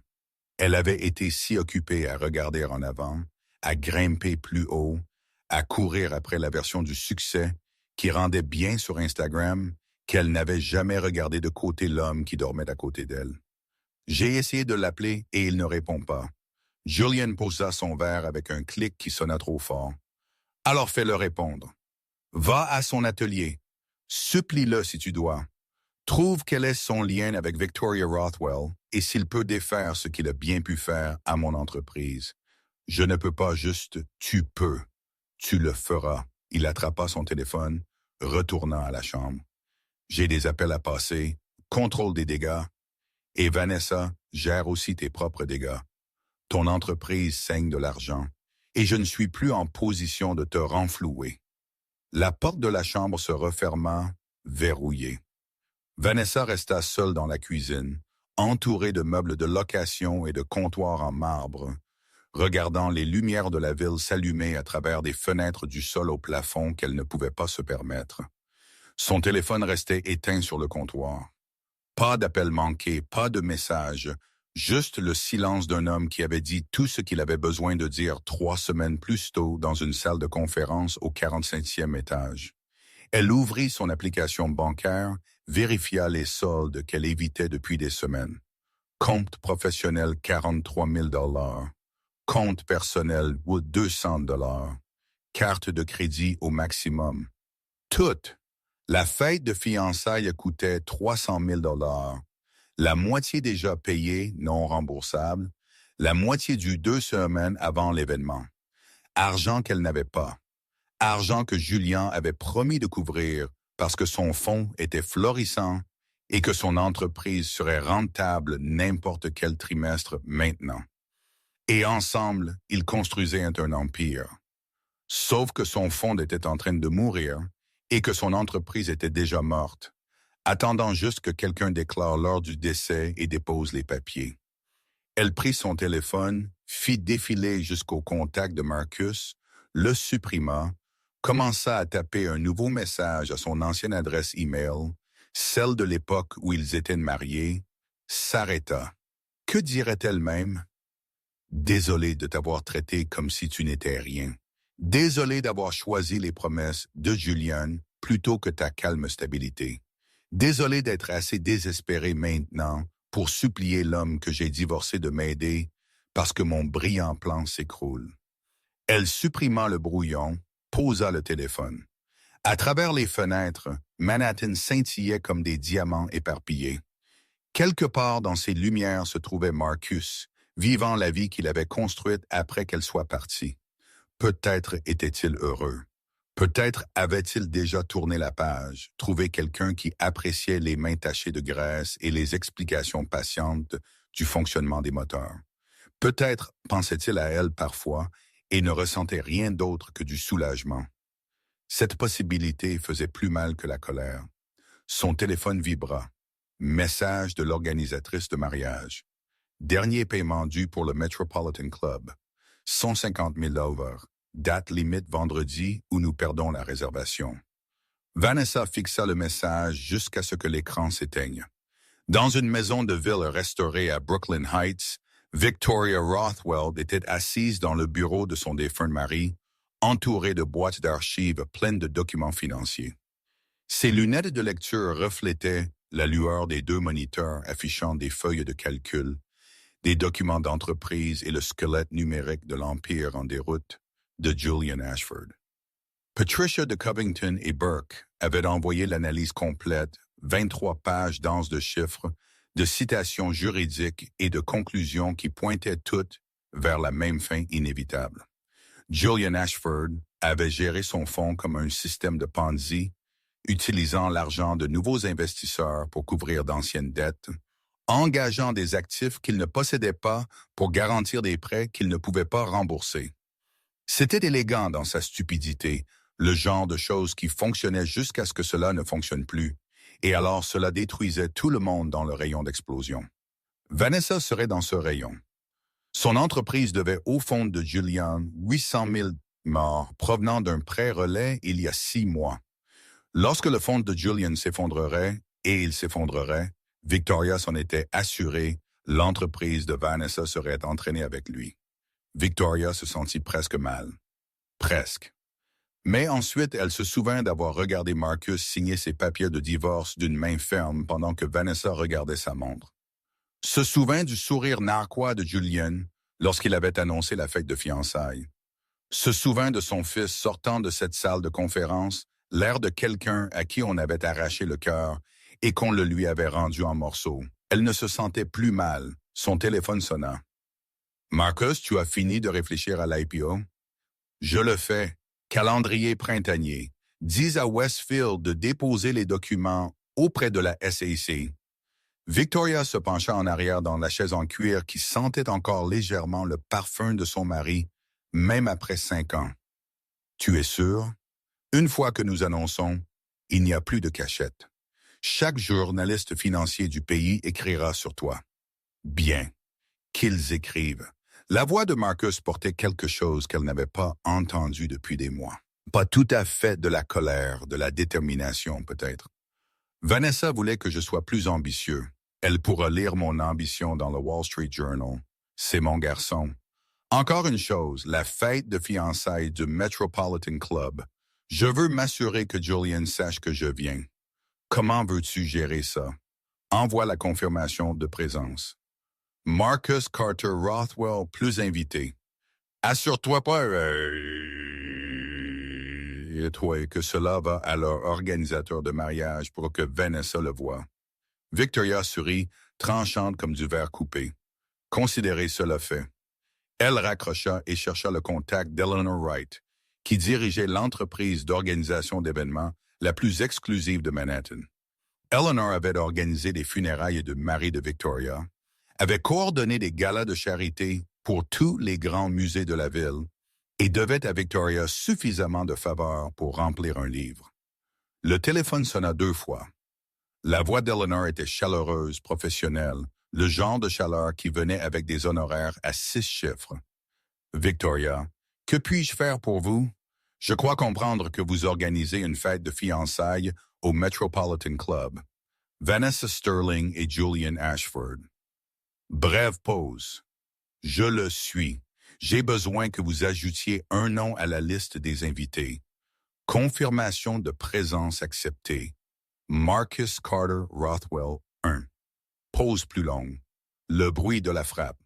Ce nom n'est pas sur la liste approuvée. Il le sera. Marcus est un vieil ami de la famille. Je considérerais cela comme une faveur personnelle, Eleanor. Plus de frappe. Victoria pouvait l'imaginer en train de parcourir des bases de données, de croiser des noms, de reconstituer les pièces comme les bons organisateurs le faisaient lorsque des milliardaires faisaient des demandes. Marcus Carter Rothwell, un lien de parenté avec Rothwell Holdings? Mon fils, la frappe s'arrêta. Quand Eleanor parla de nouveau, sa voix portait la neutralité prudente de quelqu'un qui venait de réaliser qu'elle se tenait dans un champ de mine. Bien sûr, je l'ajouterai immédiatement. Dois-je informer Mademoiselle Sterling? Absolument. Incluez-le dans sa prochaine mise à jour. Je suis sûr qu'elle sera ravie de savoir que Marcus y assistera. Bien sûr. Y aura-t-il autre chose? C'est tout. Merci, Eleanor. Victoria termina l'appel et envoya un SMS à Sarah Bennett. Confirmé pour le Metropolitan Club dans 3 semaines samedi. J'enverrai les détails. Portez quelque chose qui fasse paraître les architectes comme des artistes. Sarah répondit immédiatement. Ça va être soit génial, soit un désastre. Pourquoi pas les deux? Victoria répondit en tapant. Elle ferma l'ordinateur portable et se leva, ses articulations protestant contre les 2 heures passées immobile dans la chaise. Le bureau était sombre, sauf la lampe de bureau, le reste de la maison de ville silencieux et vide. Trop silencieux. Son mari lui manquait le plus dans des moments comme celui-ci, quand elle voulait partager la satisfaction particulière d'un plan qui se concrétisait. Mais Henry était parti depuis 5 ans, et Marcus avait plus besoin d'une mère qu'elle n'avait besoin du fantôme d'un mari. Alors Victoria éteignit la lampe et monta les escaliers pour se coucher, planifiant déjà ce que son fils porterait quand il entrerait dans cette fête de fiançailles et briserait le monde de Vanessa Sterling en deux. Chez Precision Auto Restoration, Marcus resta tard pour terminer la transmission de la Jaguar. Le travail était méditatif, les mains se mouvant selon les schémas familiers. Retirer les vieux synchros, inspecter les dents des engrenages pour l'usure. Remplacer les pièces usées par de nouvelles qui s'emboîteraient parfaitement. Métal et précision et la satisfaction de rendre entier quelque chose de brisé. Son téléphone était posé sur l'établi, écran éteint. Pas de message de Vanessa. Elle avait essayé 2 fois de plus, puis avait arrêté. Bien. Il n'avait rien à lui dire qui ne sonnerait pas comme de l'amertume ou du regret, et il en avait fini avec les deux. Tommy était rentré chez lui il y a des heures. L'atelier était silencieux, sauf le cliquetis des outils et le gémissement occasionnel du métal qui se tassait. Marcus aimait ça comme ça. Juste lui et les machines. Pas de prétention d'être quelqu'un qu'il n'était pas. Son téléphone vibra enfin. SMS de sa mère. RSVP confirmé. L'organisatrice de mariage informera Vanessa demain. Sarah est dedans. Essai de costume prévu pour jeudi. Marcus posa la clé à molette qu'il tenait, s'essuya les mains, fixa le message jusqu'à ce que l'écran s'assombrisse. C'était ça. Le moment où il cessait de se cacher et commençait à montrer au monde, à montrer à Vanessa qui il avait toujours été. Une partie de lui voulait reculer, maintenir l'invisibilité confortable qu'il avait cultivée pendant 4 ans. L'autre partie, celle qui avait signé ses papiers de divorce et s'était éloignée de 5 000 $ comme si c'était de la monnaie, voulait regarder son visage quand elle réaliserait ce qu'elle avait échangé contre des promesses vides de Julian Ashford. Il répondit « À jeudi ». Puis il retourna à la transmission, les mains fermes, le cœur tranquille, construisant quelque chose qui fonctionnerait parfaitement, parce que c'est ce qu'il faisait. Il réparait les choses cassées et les rendait meilleures qu'avant. Même si la chose qu'il réparait cette fois-ci était son propre foutu orgueil. 2 jours plus tard, Vanessa était assise dans son bureau d'angle avec une vue, louée comme tout le reste, fixant un email d'Eleanor Wright Events. Liste d'invités mise à jour jointe. Veuillez examiner et confirmer le nombre final de participants d'ici vendredi. Elle ouvrit la pièce jointe, fit défiler les noms. Elle reconnut des rédacteurs de mode, des investisseurs, les partenaires commerciaux de Julian, les photographes de sociétés qui transformeraient leurs fiançailles en contenu pour des magazines qui n'existeraient plus dans 5 ans. Puis, aux 3/4 de la liste, Marcus Carter Rothel plus invité, RSVP, accepté. Sa tasse de café lui glissa des mains, se brisa sur le bureau.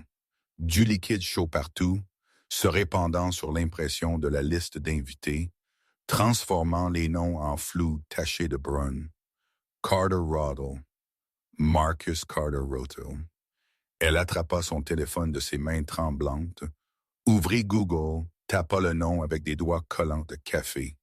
Les résultats se chargèrent. Sa vision devint blanche sur les bords. Carter Technologies annonce une croissance record au T4. Carter Rothel, nommé parmi les meilleurs entrepreneurs technologiques de moins de 40 ans. La start-up de logiciels automobiles Carter Technologies évaluée à 80 millions de dollars sur les marchés privés. Et des photos. Marcus en costume qu'elle ne reconnaissait pas, serrant la main du maire. Marcus a une inauguration pour un incubateur technologique à Brooklyn. Marcus debout à côté de Victoria Rothwell lors d'un gala de charité. Tous deux souriants, la légende lisant. Victoria Rothwell et son fils Marcus Carter Rothel soutiennent les initiatives d'éducation STEM. Fils. Son téléphone lui glissa des mains. Marcus n'était pas seulement lié à Victoria Rothwell. Marcus était le fils de Victoria Rothwell, l'héritier de Rothwell Holdings. Le mécanicien qu'elle avait divorcé pour être trop petit, trop content, trop réticent à chercher plus, était le fondateur d'une entreprise de 4 millions de dollars et le fils unique de l'une des femmes les plus riches de New York. Et elle l'avait jeté pour Julian Ashford, qui valait moins que rien. L'interphone de son bureau bourdonna, la voix de son assistante ténue et incertaine. « Mademoiselle Sterling, votre rendez-vous de 14 heures est là. » L'avocat en faillite. Vanessa regarda le café se répandre sur son bureau, les résultats Google toujours brillants sur son téléphone, la liste des invités avec le nom de Marcus brûlant comme une marque. Annulez-le.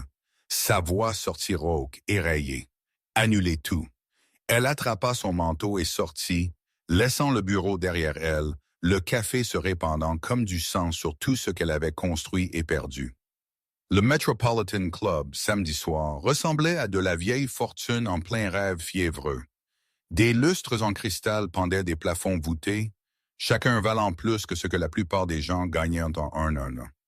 Des sols en marbre blanc reflétaient la lumière des bougies de 200 tables disposées en parfaite symétrie autour d'une piste de danse centrale.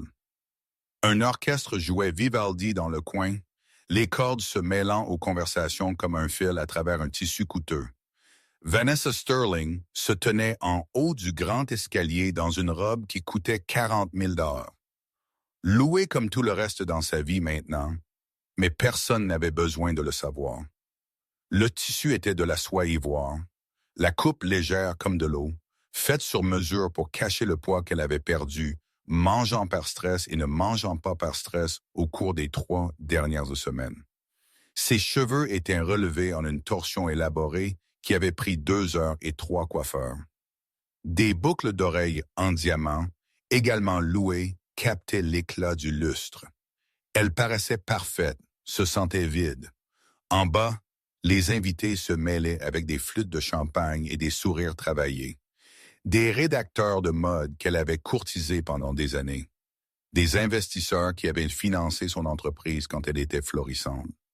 Des photographes mondains positionnés pour capturer chaque angle de ce qui était censé être son triomphe. Épouser plus haut, épouser l'argent, épouser le genre d'homme qui ouvrait les portes juste en les franchissant. Sauf que Julian Ashford n'était plus cet homme, il se tenait au bar, 3e scotch en 40 minutes, cravate déjà desserrée. Le costume Brioni lui allait comme une seconde peau, mais il le portait comme une armure qui avait déjà échoué. Son téléphone n'arrêtait pas de vibrer. Créancier, avocat, investisseur exigeant des réponses qu'il n'avait pas. Il l'avait fait taire 2 fois. Au 3e buzz, il le jeta dans une plante voisine. « Il faut que tu ralentisses. » Vanessa descendit les escaliers, prudente sur des talons qui serraient. Les gens regardent. Laisse-les regarder. Il termina le scotch, claqua le verre sur le bar assez fort pour que le barman tressaille. La moitié de ces gens sont là pour me voir échouer de toute façon. Personne ne sait. Tout le monde sait. Son rire était aigu, laid. Tu penses que Victoria Rothwell réclamant mes prêts s'est fait en silence? La nouvelle circule depuis 1 semaine. Je suis toxique, Vanessa. Et quiconque m'est associé toxique par proximité, elle voulait argumenter. Ne put pas. Ses propres investisseurs avaient commencé à se retirer il y a 2 jours, effrayés par les rumeurs concernant le fonds de Julian. Les comptes bancaires de son entreprise étaient gelés, En attente d'une enquête qu'elle ne comprenait pas, l'avocat en faillite qu'elle avait renvoyé avait probablement raison. Elle aurait dû déposer le bilan il y a des mois, encaisser le coup, recommencer à zéro. Au lieu de cela, elle avait misé tout sur les promesses de Julian.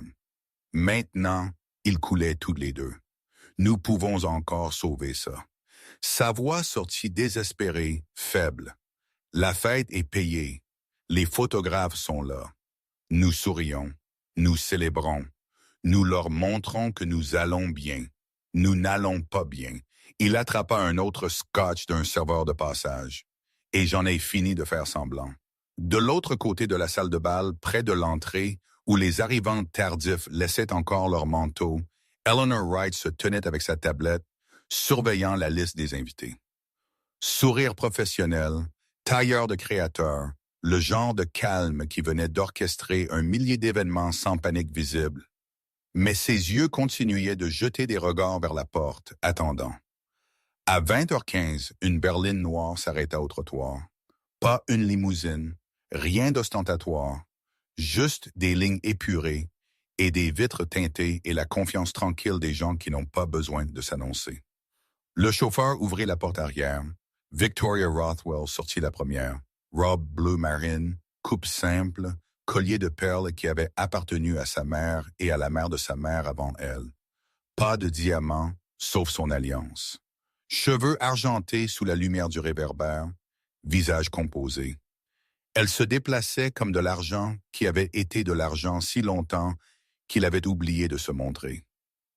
Eleanor se précipita pour la saluer. « Madame Rothwell, nous sommes honorés. Où est la mariée? Mademoiselle Sterling est à l'étage avec Monsieur Ashford. Dois-je? Pas besoin. Je la trouverai. » Victoria traversa le hall, sa canne tapant sur le marbre, les invités s'écartant sans qu'on le leur demande. Derrière elle, une deuxième silhouette émergea de la berline. Sarah Bennett avait 47 ans et avait l'air d'avoir été sculptée dans la détermination et un logiciel triste. Mèche grise dans ses cheveux foncés, pommettes saillantes, une robe qui réussissait à être à la fois élégante et architecturale. Noire avec des découpes géométriques qui suggéraient des plans, elle marchait comme quelqu'un qui avait passé 30 ans sur des chantiers de construction et dans des salles de conseil et avait appris à commander les deux. C'est soit brillant, soit cruel, murmura-t-elle à Victoria en entrant dans la salle de bal. Pourquoi pas les deux? L'orchestre passa du Vivaldi à quelque chose de plus lent, plus inquiétant. Les invités remarquèrent Victoria, la reconnurent. Les conversations moururent en ami-phrase. Elle était une légende à Manhattan, la veuve milliardaire qui avait transformé la fortune technologique de son mari en un empire immobilier. La femme qui siégeait à 12 conseils d'administration et ne souriait jamais sur les photographies. Julian la vit et devint pâle. Le scotch dans sa main trembla. Vanessa la vit. Le sang se retira de son visage si vite qu'elle dut s'accrocher au bord pour rester debout. Victoria traversa la salle de bal avec Sarah à ses côtés, s'arrêtant à une table près de la piste de danse, s'assit comme si elle possédait les lieux, ce qui, techniquement, n'était pas le cas. Le Metropolitan Club était propriété de ses membres, mais 3 membres du conseil d'administration étaient ses avocats personnels, donc la distinction était académique. Julian se reprit le premier, ce sourire de vendeur désespéré se remettant en place. Il traversa la table vers elle, la main tendue. « Madame Rothwell, quel honneur inattendu! Je ne savais pas que vous seriez des nôtres. » Elle ne prit pas sa main, ne se leva pas, le regarda simplement, avec des yeux qui avaient évalué de meilleurs hommes et les avaient trouvés insuffisants. « Monsieur Ashford, bel événement. Cher, rien que le meilleur pour Vanessa. » Il transpirait maintenant, son sourire se fissurant sur les bords. « Je sais que notre rendez-vous d'affaires n'a pas fonctionné, mais j'espère qu'il n'y a pas de rancune. Le marché est imprévisible. Le marché va bien. Votre fonds est la partie imprévisible. » Victoria accepta une flûte de champagne d'un serveur de passage, ne but pas, la tint simplement comme un accessoire. « Dites-moi, comment payez-vous pour ce soir étant donné que vos comptes ont été gelés hier matin? » Le sourire s'effondra complètement. C'est comment avez-vous? Je sais tout ce qui vaut la peine d'être su, Monsieur Ashford, y compris que 3 de vos investissements en garage automobile utilisent un logiciel qu'ils n'ont jamais licencié. Carter Technologies a déposé plainte ce matin. 15 millions de dollars de dommages et intérêts plus les frais d'avocat. Vanessa apparut au coude de Julian, le mascara commençant déjà à couler, bien qu'elle n'ait pas encore pleuré. Les larmes allaient venir, cependant. On pouvait les voir s'accumuler derrière ses yeux.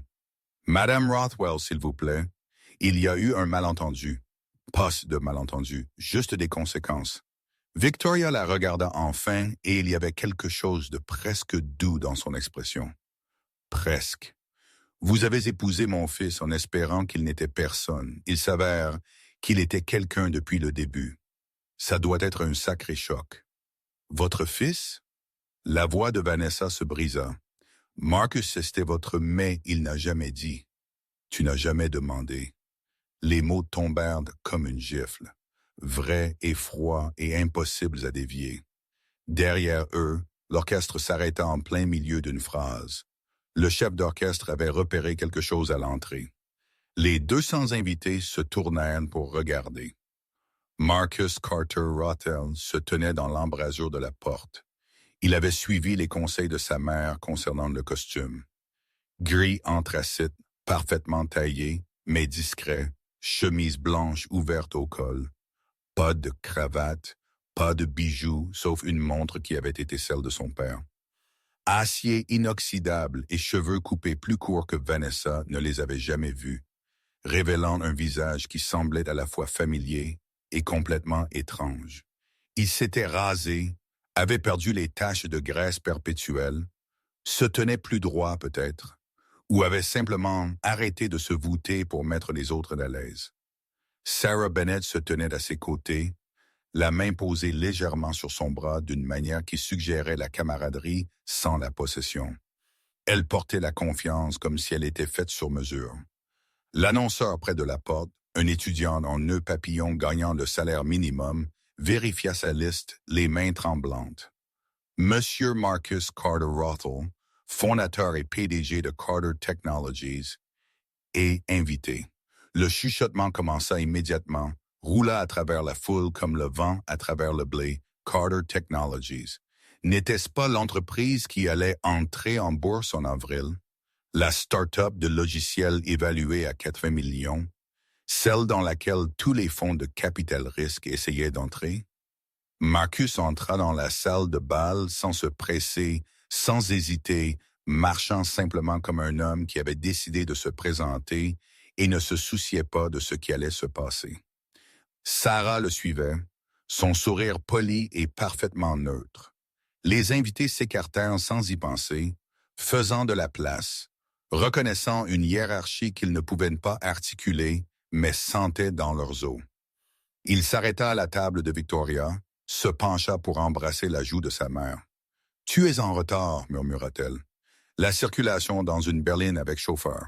Je lui ai fait prendre le long chemin, j'avais besoin de temps pour réfléchir. » Il se redressa, se retourna, et pour la première fois depuis son entrée, établit un contact visuel direct avec Vanessa. Elle avait oublié ses yeux. Noisette plus brun que vert, avec des éclats d'or qui captaient la lumière. Elle avait regardé ses yeux pendant 3 ans et n'avait en quelque sorte jamais vu l'intelligence en eux, le calme calcul, la patience de quelqu'un qui construit les choses lentement et les construit pour durer. « Bonjour, Vanessa. » Sa bouche s'ouvrit, se referma. Aucun son ne sortit. Julian retrouva sa voix le premier. Tout faux bravade et confiance qui s'effrite. « Carter, je ne m'attendais pas à te voir ici. J'ai été invité. » Marcus tira la chaise à côté de sa mère, fit signe à Sarah de s'asseoir. Ça leur aurait été impoli de ne pas venir. Félicitations pour vos fiançailles, au fait. Nous sommes ravis. La mâchoire de Julian était si serrée que les mots s'échappèrent à peine, cependant. Je suis surpris que le fils de Victoria travaille de ses mains. Je pensais que vous, les gens, engagiez des mécaniciens au lieu de le devenir. Je suis mécanicien. aussi PDG. Il s'avère que vous pouvez être les deux. Marcus accepta le champagne d'un serveur. Il n'avait toujours pas quitté Vanessa des yeux. Vous avez l'air bien. Cette robe est-elle neuve? Elle baissa les yeux comme si elle avait oublié ce qu'elle portait. C'est une vintage d'une maison de location à Soho. Je pensais bien. Je reconnais la coupe et sirota le champagne. Mon logiciel d'entreprise gère l'inventaire de cette maison de location. Nous avons construit le système de suivi qui vous a dit que cette robe était disponible. L'implication resta en suspens. Elle portait des vêtements empruntés pour célébrer des fiançailles avec un fraudeur en faillite, tandis que l'homme qu'elle avait divorcé pour être trop petit avait construit l'infrastructure qui rendait possible sa parure empruntée. Le visage de Julian devint violet.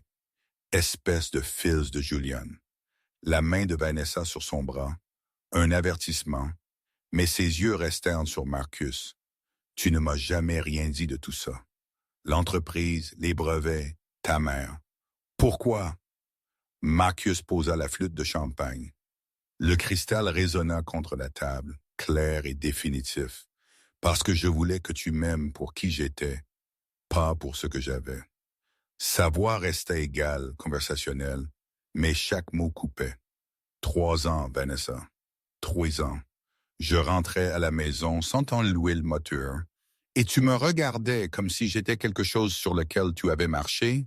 Tu m'as demandé de vendre mon atelier. Tu as dit à tes amis que j'étais dans les services automobiles parce que dire mécanicien était embarrassant.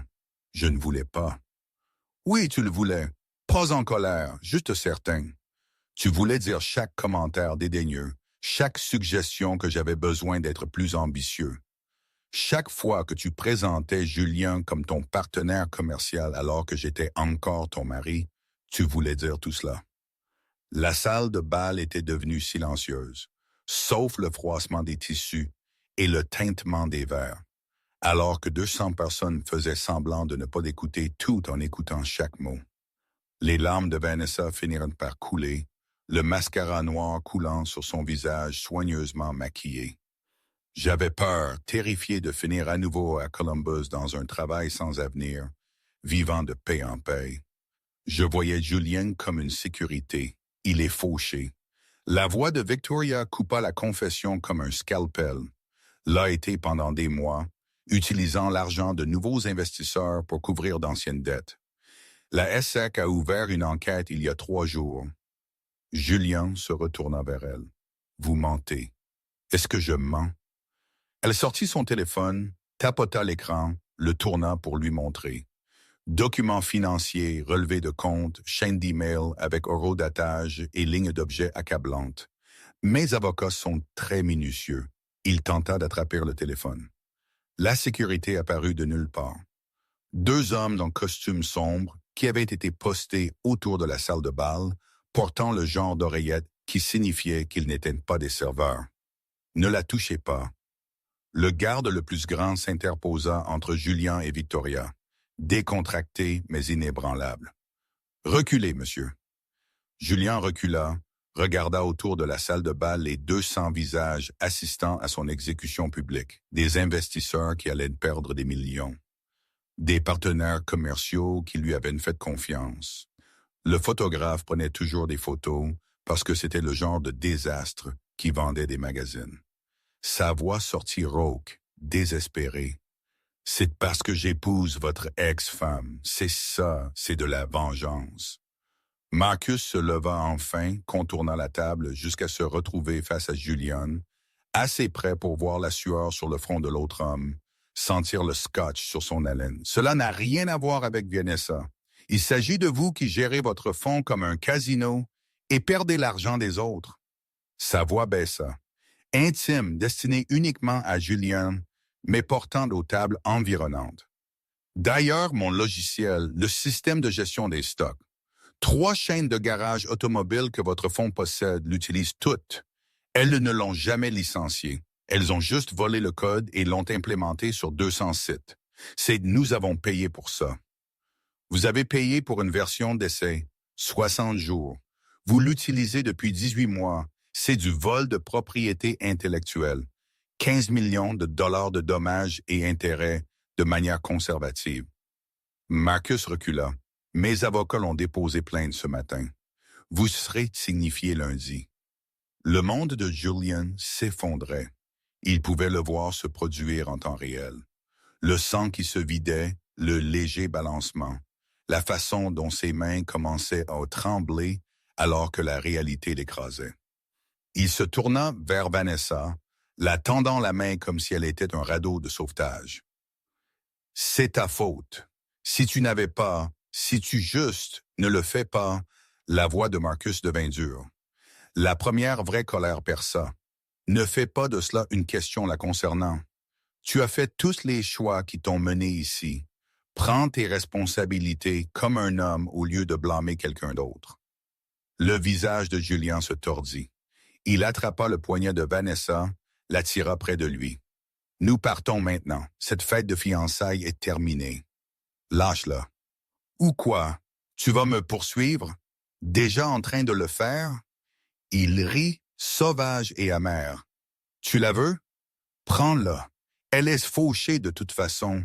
L'entreprise de mode est morte, noyée dans les dettes. » Vanessa se dégagea, trébuchant sur ses talons loués. Quand elle parla, sa voix porta à travers la salle de bal assez fort pour que même l'orchestre l'aurait entendu s'il avait joué.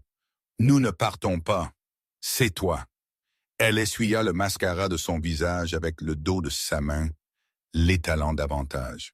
« Ces fiançailles sont terminées. Nous sommes terminés. Sors d'ici. Tu ne peux pas être sérieuse. Je n'épouse pas quelqu'un qui m'utilise comme un bouclier pour ses échecs. » Sa voix se brisa, mais tint bon. Je ne suis plus assez désespéré pour ça. Plus moi. Julian la fixa, puis Marcus, puis Victoria assise, calme et royale, regardant son empire brûler. Puis les 200 invités assistant à l'effondrement de tout ce qu'il avait construit sur des mensonges et du levier. « Vous allez tous le regretter », criait-il maintenant, perdant les derniers fils de sa contenance. « J'ai des avocats. J'ai des relations. Je vous enterrerai tous. Sécurité. Veuillez accompagner M. Ashford. » Victoria n'éleva pas la voix. Pas besoin. Les deux gardes s'avancèrent, prirent les bras de Julian, pas brutalement, mais fermement. Il se battit pendant peut-être 3 secondes avant de réaliser à quel point c'était vain. Ce n'est pas fini. Il criait encore alors qu'il le conduisait vers la sortie. « Vanessa, tu fais une erreur. Marcus, espèce de bâtard arrogant. » Les portes se fermant, coupant le reste. Le silence inonda la salle de bal comme de l'eau remplissant un navire en train de couler. Vanessa se tenait seule au bord, le mascara coulant, habillée parfaitement, la vie en ruine. Elle regarda Marcus comme les gens qui se noient regardent la rive, désespérés, sachant que c'est trop loin pour l'atteindre. « Pouvons-nous parler, s'il vous plaît? » Juste 5 minutes. Il aurait dû dire non, aurait dû partir proprement, la laisser s'effondrer être son propre problème, tirer satisfaction de la justice de cela. Mais quelque chose dans son visage, la dévastation absolue, la reconnaissance de la façon dont elle s'était complètement détruite, le fit hésiter. 5 minutes. Victoria leva un sourcil. Il lui lança un regard qui disait « Je sais ce que je fais », même s'il ne le savait absolument pas. Ils marchèrent jusqu'au bord de la salle de bal près des fenêtres donnant sur la 5e avenue. Central Park s'étalait sombre au-delà des vitres, une poche de rien au milieu de tout. Vanessa parla la première, voix à peine au-dessus d'un murmure. « Je suis désolé pour tout, pour t'avoir traité comme si tu n'étais pas assez. Pour Julian, pour avoir été si terrifié par la pauvreté que j'ai épousé la richesse au lieu du caractère. Je sais. C'est tout. Juste, je sais. » Marcus regarda le parc. « Que veux-tu que je dise, Vanessa?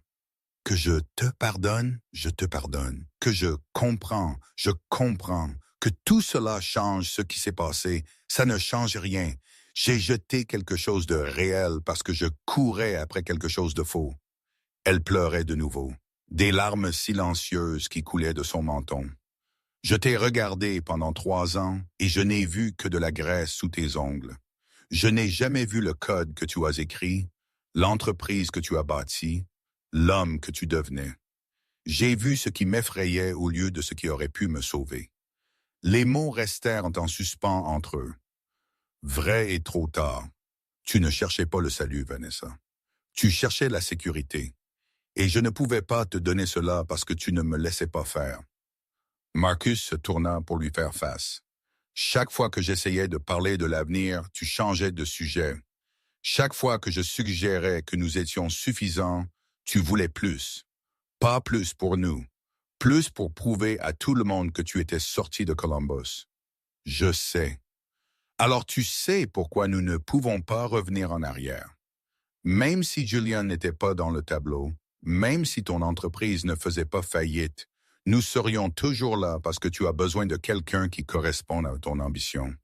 Et j'ai besoin de quelqu'un qui me voit sans avoir besoin que je sois plus que ce que je suis. Elle hocha la tête vaincue. Qu'est-ce qui m'arrive maintenant? Ça dépend de toi. Il sortit son portefeuille, un extrait, une carte de visite. C'est mon avocat d'affaires, John Westfield. Il est spécialisé dans la restructuration de faillites. Si vous déposez le bilan cette semaine, vous pourriez sauver quelque chose de votre entreprise. Recommencer à zéro. Elle prit la carte de ses mains tremblantes. Pourquoi m'aideriez-vous? Parce que la rancœur est facile. La dignité est difficile. Il recula, prêt à retourner à la table de sa mère. Et parce que vous aviez raison sur une chose. Je suis ambitieux. Juste pas de la manière que vous vouliez. Marcus s'éloigna, ne regarda pas en arrière. Derrière lui, Vanessa resta seule près des fenêtres, tenant une carte de visite et regardant son reflet dans le verre qui lui montrait tout ce qu'elle avait perdu. À la table de Victoria, Sarah expliquait quelque chose sur l'architecture durable à 2 investisseurs qui s'étaient approchés. Elle croisa le regard de Marcus, leva légèrement son verre de champagne. Il s'assit, accepta un verre frais d'un serveur, essaya d'ignorer le poids de 200 regards. « Ce fut miséricordieux, » murmura Victoria. « Trop miséricordieux, peut-être. Elle est déjà détruite. La frapper ne ferait que me rendre cruel. Ton père aurait frappé. Papa gardait des rancunes comme des investissements. Je préfère construire quelque chose de nouveau plutôt que de maintenir quelque chose d'amer. » Il sirota du champagne qui avait le goût d'un regret coûteux. « Pouvons-nous partir? J'ai fait mon point. Bientôt. Laisse-les te voir rester. Laisse-les voir que ce n'est pas toi qui cours. » Alors, ils restèrent, engagèrent la conversation avec des invités qui approchaient et qui se souvinrent soudain qu'ils avaient toujours été amicaux avec les Rothwell. Sourirent aux photographes qui voulaient des clichés de Victoria et de son fils, auparavant invisibles. Firent semblant que c'était normal, assis dans une salle de bal à la fête de fiançailles, de quelqu'un d'autre après avoir détruit l'entreprise du marié et mis fin aux fiançailles en moins de 30 minutes. Vanessa partit la première, se glissa par une porte latérale sans dire au revoir à personne, portant toujours la robe à 40 000 $ parce que le contrat de location n'était pas terminé avant demain. Les invités se dispersèrent lentement après cela. Sans mariés ni mariés, la fête n'avait plus de centre, plus de but. À 22 heures, la salle de bal était vide, sauf le personnel qui débarrassait les flûtes de champagne et les fleurs fanées. Marcus rentra en ville avec sa mère et Sarah, regardant Manhattan défiler derrière les vitres teintées. Bâtiments éclairés comme des circuits imprimés. Des gens vacants à leur samedi soir sans savoir que 3 pâtés de maisons plus loin, la vie de quelqu'un venait d'imploser. Tu as bien fait ce soir. La voix de Victoria était plus douce maintenant. Pas d'audience à divertir. Contrôlée. Mesurée. Tu l'as laissé sauver la face même quand tu n'y étais pas obligé. Je n'ai pas eu l'impression d'avoir gagné. Parce que la vengeance n'est pas une victoire. C'est juste régler une dette. Elle lui tapota le genou. Demain, tu te sentiras mieux. La semaine prochaine, encore mieux. Dans 6 mois, tu te souviendras à peine de ce soir. Elle avait raison et tort. Il se souviendrait, mais le souvenir perdrait ses dents. deviendrait juste une autre histoire sur un mariage qui n'avait pas fonctionné et une fête de fiançailles qui s'était terminée en ruine. Les semaines suivantes furent calmes. Vanessa déposa le bilan, vendit les actifs de son entreprise pour payer les créanciers, retourna à Columbus. Marcus apprit par le réseau de sa mère qu'elle avait accepté un poste de consultante dans une petite boutique de mode pour les aider à se développer, gagnant 40 000 $ par an. Vivant dans un modeste appartement, recommençant, le fonds de Julien s'effondra de manière spectaculaire. L'enquête de la SSI révéla suffisamment de fraude pour remplir 3 poursuites judiciaires. Il régla à l'amiable, renonça à ses licences, accepta de ne plus jamais travailler dans la finance. La dernière chose que Marcus entendit fut qu'il vendait des assurances dans le Connecticut. Carter Technologies entra en bourse en avril. L'IPO rapporta 60 millions de dollars. Marcus conserva 60% des actions. Sa mère, 20%, vendit 20% à des investisseurs institutionnels qui promirent de ne pas le presser sur les résultats trimestriels. Son visage apparut dans Forbes, Fortune, le Wall Street Journal. Les gens voulaient des interviews sur le mécanicien devenu PDG. Il les déclina toutes. Au lieu de cela, il passa ses journées partagées entre l'atelier du Queens et les bureaux d'entreprise de Midtown, construisant des moteurs et des algorithmes avec la même précision patiente. L'argent de l'IPO servit à l'expansion, aux nouveaux marchés, à de meilleurs logiciels, à l'embauche de développeurs qui comprenaient que le code était juste un autre type de moteur qui nécessitait un entretien régulier. 6 mois après la fête de fiançailles, un colis arriva à l'appartement de Marcus à Brooklyn. Pas d'adresse de retour, cachet de la poste de Columbus. À l'intérieur, un chèque de banque de 5 000 $, le montant exact que Vanessa lui avait offert lors du divorce. La note était écrite sur du papier ordinaire. Pas de papier à en-tête, juste son écriture qu'il aurait reconnue n'importe où.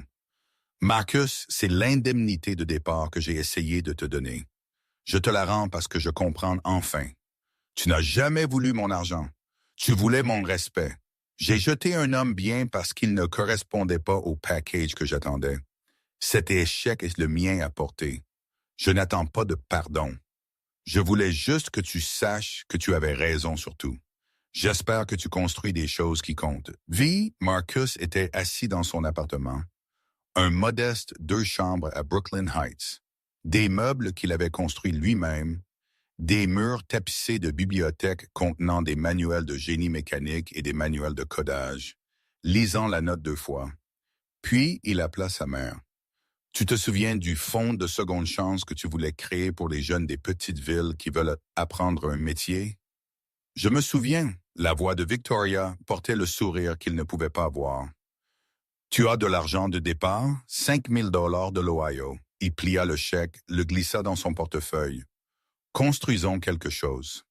2 semaines plus tard, le Centre du patrimoine Carter Rothel ouvrit ses portes dans un entrepôt converti à Red Hook, Brooklyn. Mi-atelier automobile, mi-laboratoire informatique, mi-salle de classe, financé par le remboursement de l'indemnité de départ et complété par la Fondation Victoria. Le programme était simple. Enseigner aux adolescents défavorisés la mécanique et le codage. Leur montrer que travailler de ses mains n'était pas inférieur à travailler avec des feuilles de calcul. Que construire des moteurs et construire des logiciels exigeaient les mêmes compétences. Patience, précision, résolution de problèmes. Marcus enseignait 3 après-midi par semaine, guidait les enfants à travers la reconstruction de transmissions et le débogage de scripts Python, expliquant comment le métal et le code suivaient les mêmes règles fondamentales. Un jeudi d'octobre, il aidait un jeune de 16 ans nommé Terrell à diagnostiquer un cylindre défaillant quand Victoria arriva, s'appuyant sur sa canne, mais marchant plus fermement qu'elle ne l'avait fait depuis des mois. Un colis est arrivé au bureau de la Fondation, réexpédié de l'Ohio, elle lui tendit une petite boîte. À l'intérieur, enveloppée dans du papier de soie, une photographie encadrée. Marcus et Vanessa le jour de leur mariage à la mairie. Tous deux souriants, véritablement heureux, assez jeunes pour croire que tout irait bien. Pas de note cette fois, juste la photo. Marcus la regarda un long moment, se vit à 29 ans, de la graisse encore sous les ongles, même en costume, souriant comme s'il avait gagné à la loterie. Vit Vanessa à 31 ans, robe d'été qu'elle avait elle-même conçue, les yeux brillants d'espoir. Cette version 2 n'existait plus. Peut-être n'avait-elle jamais existé. Il posa le cadre sur une étagère de son bureau. Ni caché, ni exposé, juste là. Terrell s'essuya l'huile des mains. Vint regarder. C'est ton ex-femme, telle de la fête? Comment tu as entendu parler de ça? Google, mec, tu es un peu célèbre maintenant. Le gamin sourit. Elle est jolie. Pourquoi avez-vous divorcé? Marcus pensa à toutes les vraies réponses parce qu'elle voulait plus que ce que je pouvais être. Parce que j'avais besoin de quelqu'un qui me voyait sans avoir besoin que je sois différent. Parce que le mariage construit sur des suppositions, au lieu de l'honnêteté, s'effondre quand tu dis enfin la vérité. Au lieu de cela, il dit, parce que nous voulions des choses différentes, et parfois ce n'est la faute de personne. Tu penses que tu te marieras à nouveau? Peut-être si je trouve quelqu'un qui aime les taches de graisse. Terrell rit, retourna au moteur.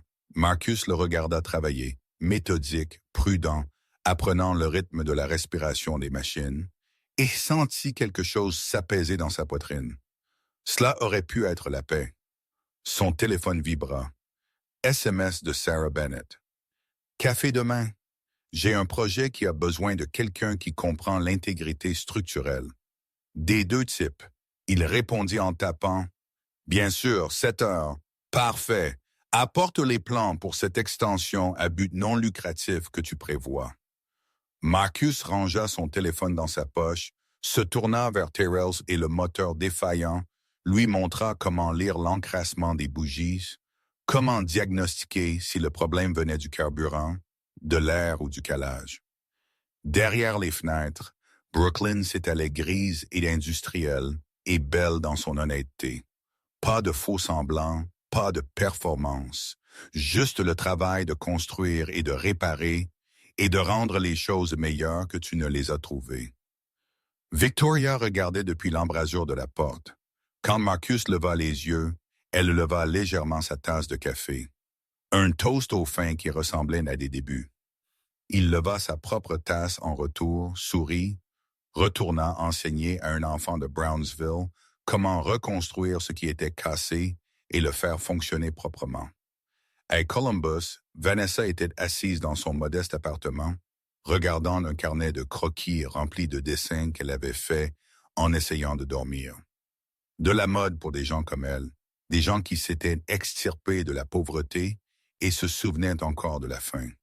Des vêtements beaux sans être chers, portables sans être jetables. Elle avait envoyé la photo de mariage à Marcus parce que la garder donnait l'impression de s'accrocher à quelque chose qui n'avait jamais été réel. La laisser partir était le dernier morceau de la vie qu'elle avait essayé de construire sur des fondations qui ne pouvaient pas supporter le poids. Son téléphone sonna. Le propriétaire de la boutique appelait pour une expansion dans un deuxième emplacement. Vanessa répondit, écouta, dit oui. Puis elle ouvrit son carnet de croquis et commença à dessiner quelque chose de nouveau. À travers 800 miles et 1000 choix. 2 personnes qui s'étaient détruites l'une l'autre apprenaient la même dure leçon. Que la vraie richesse n'était pas l'argent ou le statut ou les choses que tu accumulais. C'était de connaître sa valeur sans avoir besoin de quelqu'un d'autre pour la confirmer. Construire quelque chose qui durait parce que tu l'avais construit correctement et t'éloigner de ce qui était cassé au lieu d'essayer de réparer ce qui n'était jamais destiné à fonctionner. La graisse sous les ongles de Marcus prouvait qu'il avait construit quelque chose de réel. Les croquis dans le carnet de Vanessa prouvaient qu'elle apprenait à faire de même. Ils ne se parleraient plus jamais. Pas besoin. Les papiers de divorce